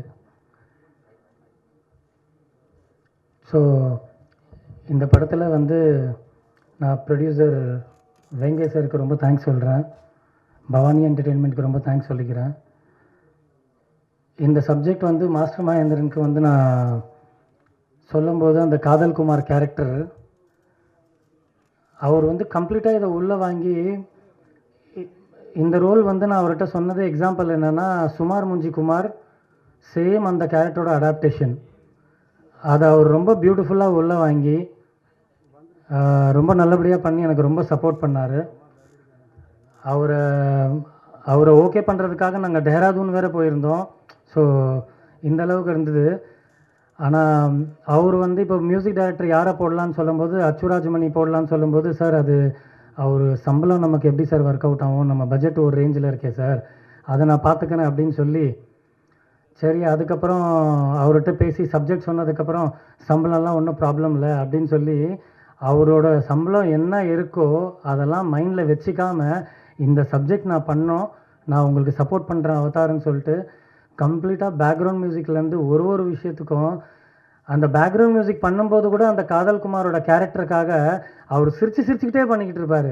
என்ன அவதார் இப்படி இப்படின்னு சொல்லிட்டு ரொம்ப சப்போர்ட் பண்ணியிருக்காரு. அப்புறம் ஜீவா சார் அவர்கிட்ட போய் நடிக்கும்போது சொல்லும்போது, சார் நீங்கள் நடிக்கணும் அப்படின்னு சொல்லிட்டு, என்னப்பா என்ன ரோல் ஹீரோ அப்படின்னு சொல்லும்போது, இல்லை சார் நீங்கள் வில்லனாக நடிக்கணும் அப்படின்னு சொல்லும்போது, அவர் பண்ணுற காமெடி, அவர் பண்ணுற அந்த சீரியஸ்னஸ்ஸு, இல்லை சார் நீங்கள் வில்லனாக தான் சார் நடிக்கணும் அப்படின்னு சொல்லிட்டுப்பா நல்லா இருக்காது அப்படின்னு சொல்லும்போது, சார் இல்லை சார் ப்ளீஸ் பண்ணி ஆகணும் சார் சொல்லி ரெக்வஸ்ட் பண்ணி அந்த ரோல் ஸோ ஃபைனலாக அவர் அந்த ரோல் ஒத்துக்கிட்டு அதை பண்ணிவிட்டு, ஸோ அது ஒரு பேட்டர்னில் பண்ணோம். ஸோ சாய்பாஸ் பசின் நடிச்சிருக்காங்க இந்த படத்தில். அவங்களுக்கு ஒரு 3 பேட்டர்ன் ஆஃப் ரோல் இருக்குது. ரொம்ப நல்லா நடிச்சிருக்காங்க. கிமாயா நடிச்சிருக்காங்க. ஸோ கிமாயா கூட ரொம்ப நல்லா சப்போர்ட் பண்ணியிருப்பாங்க. சின்ன விஷயங்கள், நுணுக்கங்கள், அவங்களுக்கு ஆக்டிங் பர்ஃபார்மன்ஸ் சொல்லும்போது ஒரு சின்ன டீட்டெயிலிங் கூட அவங்க ரொம்ப நல்ல டீட்டெயிலாக போயிருக்காங்க. அதெல்லாம் நினைக்கும் போது ரொம்ப ப்ரௌடாக இருக்குது எனக்கு. இத்தனைக்கும் அவங்களுக்கு லாங்குவேஜே தெரியாது. ஸோ குல் ரஞ்சித் நடிச்சிருக்காரு. என் பொண்ணு ஒரு ரோல் பண்ணியிருக்காங்க. ஸோ நடித்தவங்க எல்லாருக்கும் ரொம்ப தேங்க்ஸ் சொல்கிறேன். ஸோ டெக்னீஷியனில் பார்த்தீங்கன்னா கேமராமேன் வில்லியம் சார், ஃபோட்டோகிராஃபியில் வந்து ரொம்ப நல்ல ஹை குவாலிட்டியாக ரொம்ப புரிஞ்சுக்கிட்டு, லைட்டிங்கோட சென்ஸு. நாங்கள் குஜராத்தில் ஷூட் பண்ணும்போது 5000 ஸ்கொயர் ஃபீட்டில் தண்ணி ஃபில் பண்ணியிருக்கோம்.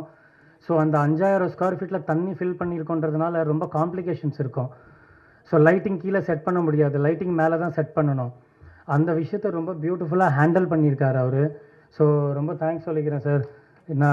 எங்களுக்கு யாருக்கும் எந்த விபத்தும் வராமல் ரொம்ப அழகாக ஹேண்டில் பண்ணி சினிமாட்டோகிராஃபர் பண்ணியிருக்காரு. ரொம்ப தேங்க்ஸ் சார். அப்புறம் எடிட்டர், ஜென்ரலாகவே வந்து நம்ம ஃபில்ம் வந்து ஒரு மாநாடு பேட்டர்னில் ரொம்ப நான் லீனியராக இருக்கும். ஸோ எடிட்டர் சார் வந்து எடிட்டிங்கில் வந்து பட்டை கிளப்பிட்டார்.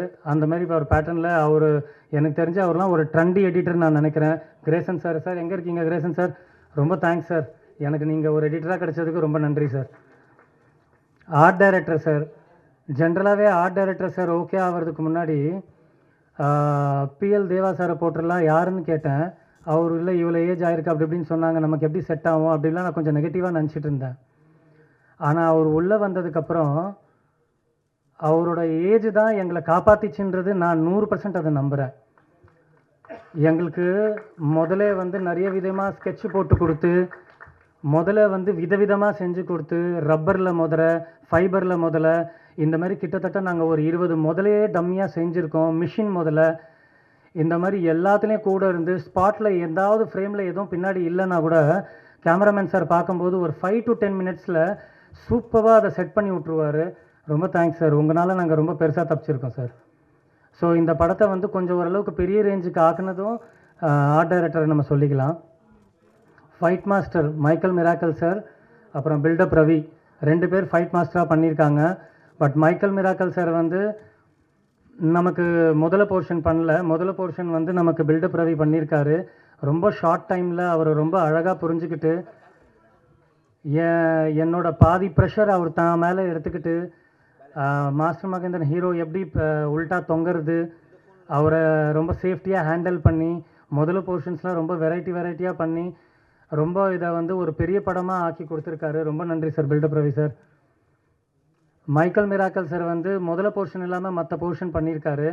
அவர்கிட்ட வந்து நான் என்ன சொன்னேன்னா, அவர் பண்ணுற ஒரு ஃபைட்டில் வந்து மாஸ்டர் மகேந்திரன் வந்து யாரையும் அடிக்கக்கூடாது, ஆனால் இது சூப்பர் ஆக்ஷன் பிளாக்காக இருக்கணும், கிட்டத்தட்ட ஒரு ஜாக்கி சான் சாரோட நம்ம ரெஃபரன்ஸாக எடுத்துக்கலாம் அப்படின்னு சொல்லி சொன்னேன். படம் பார்த்ததுக்கப்புறம் நம்ம சர்க்கிளில் இருக்கிறவங்க என்கிட்ட சொல்கிறாங்க இந்த ஃபைட் அப்படியே ஜாக்கி சான் மாதிரி இருக்குது. ஸோ அவருக்கும் நான் தேங்க்ஸ் சொல்கிறேன். அவர் நான் என்னென்ன மனசில் நினச்சேனோ அதுக்கேற்ற மாதிரி பண்ணார். ஸோ நம்ம கோ டைரக்டர் ராமச்சந்திரன் இந்த படத்துக்காக ரொம்ப உழைச்சிருக்காரு. குஜராத் ஷெட்யூலில் ரொம்ப கொஞ்சம் ஊந்து கொஞ்சம் அவருக்கெல்லாம் கொஞ்சம் இன்ஜர் ஆகி இந்த மாதிரி ரொம்ப டெக்னிக்கலாக ஹெல்ப் பண்ணியிருக்காரு. நம்ம கோ ரைட்டர் பிரபாகர் சார், அவருக்கு நான் நன்றி சொல்லிக்கிறேன். சேதுபதி சார், இந்த பாட்டை அவர் பாடினதுனால என்னோடய முதல் படம், அவர் இந்த பாட்டு பாடினதுனால எனக்கு ஒரு பாக்கியமாக நான் இதை நினைக்கிறேன். என் ஃபஸ்ட்டு படத்தில் அவர் பாட்டு பாடியிருக்காரு. ஸோ அந்த பாட்டு ரொம்ப நல்லா வரணும், நல்லா ஹிட் ஆகணும். உங்கள் எல்லாருக்கிட்டையும் ரெக்வஸ்ட் பண்ணிக்கிறேன். நிமிர்ந்து நில் அந்த பாட்டு சொர்க்கோ கருணாநிதி சார் எழுதியிருக்காரு. அந்த லிரிக்ஸ் கேட்ட உடனே மியூசிக் டைரக்டர் வந்து யார் எழுதுனாங்க, லிரிக்ஸ் ரொம்ப டச்சிங்காக இருக்குது, எனக்கே உறுத்துது. ஸோ எனக்கு என்ன ஒரு நம்பிக்கை இருக்குன்னா, இந்த நிமிர்ந்து நில் சாங் வந்து நிறைய பொண்ணுங்களுக்கு வந்து உள்ள ஒரு கான்ஃபிடென்ஸ் லெவல் கொடுக்கும். நம்ம என்றைக்கும் கொஞ்சம் வீக்காக இருக்கக்கூடாது, நமக்கு என்ன மாதிரி ஒரு சுச்சுவேஷன் இருந்தாலும் நம்ம நிமிர்ந்து நிற்கலாம் அப்படின்ற ஒரு தன்னம்பிக்கை கொடுக்கும். மகளே சாங்கு, இந்த மகளே சாங் வந்து கேஜிஎஃப்பில் அம்மா சாங் எழுதினவர் தான் கரால அப்பா சாங் எழுதியிருக்காரு மதுரை கவி. ஸோ மதுரை கவி சார் இன்றைக்கி வரல. அவர் கிட்டத்தட்ட அவர்கிட்ட நான் 6 சாங்கோட லிரிக்ஸ் வாங்கியிருக்கேன். அவர் ரொம்ப பியூட்டிஃபுல்லாக அதை எழுதி ரொம்ப பியூட்டிஃபுல்லாக அந்த சாங் வந்திருக்கு. அந்த சாங் வந்து என் பொண்ணு அந்த சாங்கில் பர்ஃபார்மன்ஸ் பண்ணியிருக்காங்க. குல் ரஞ்சித் அதில் பர்ஃபார்மன்ஸ் பண்ணியிருக்காரு. ஸோ இந்த சாங் வந்து ரொம்ப பெரிய ஹிட்டாக வரணுன்றது நான் எல்லாருக்கிட்டையும் ரெக்வஸ்ட் பண்ணுறேன். கிளாப்ஸ் பண்ண சாங் வந்து அச்சுராஜமணி சார் பாடியிருக்காரு, நமிதா மாரிமுத்து பாடியிருக்காங்க. இந்த ரேப் போர்ஷன் யார் பாடலான்னு அச்சுராஜமணி சார்கிட்ட டிஸ்கஸ் பண்ணும்போது நீங்கள் சொல்லுங்கள் அப்படின்னு நாங்கள் டிஸ்கஸ் பண்ணும்போது நமிதா மாரிமுத்து பாடினா நல்லாயிருக்கும்னு சொல்லி சரி பிளான் பண்ணலான்னு சொல்லி அவங்க பாடும்போது ரெக்கார்டிங் உள்ளே போயிட்டுருக்கு. அவர் சொல்கிறாரு, என்ன வாய்ஸ் அவதார் வாய்ஸ் இப்படி கத்தி மாரி இருக்கே வாய்ஸ்ன்னு சொல்லி, சூப்பர் ஷார்ப்பாக இருக்குன்னு சொல்லி அவருக்கு அவ்வளோ ஒரு சந்தோஷம். ஸோ தேங்க்ஸ், 2 பேருக்கும் தேங்க்ஸ் சொல்லிக்கிறேன். ஸோ சொர்க்கோ கருணாநிதி சார் உங்களுக்கும் தேங்க்ஸு. ஸோ மங்களம் கிரியேஷன் தான் இந்த படம் ரிலீஸ் பண்ணுறாங்க. ரொம்ப நன்றி சார், உங்கள் சப்போர்ட் எங்களுக்கு ரொம்ப ஸ்ட்ராங்காக கிடைக்கணும். ஸோ மாஸ்டர் மகேந்திரன் சார் உங்களுக்கு ரொம்ப நன்றி.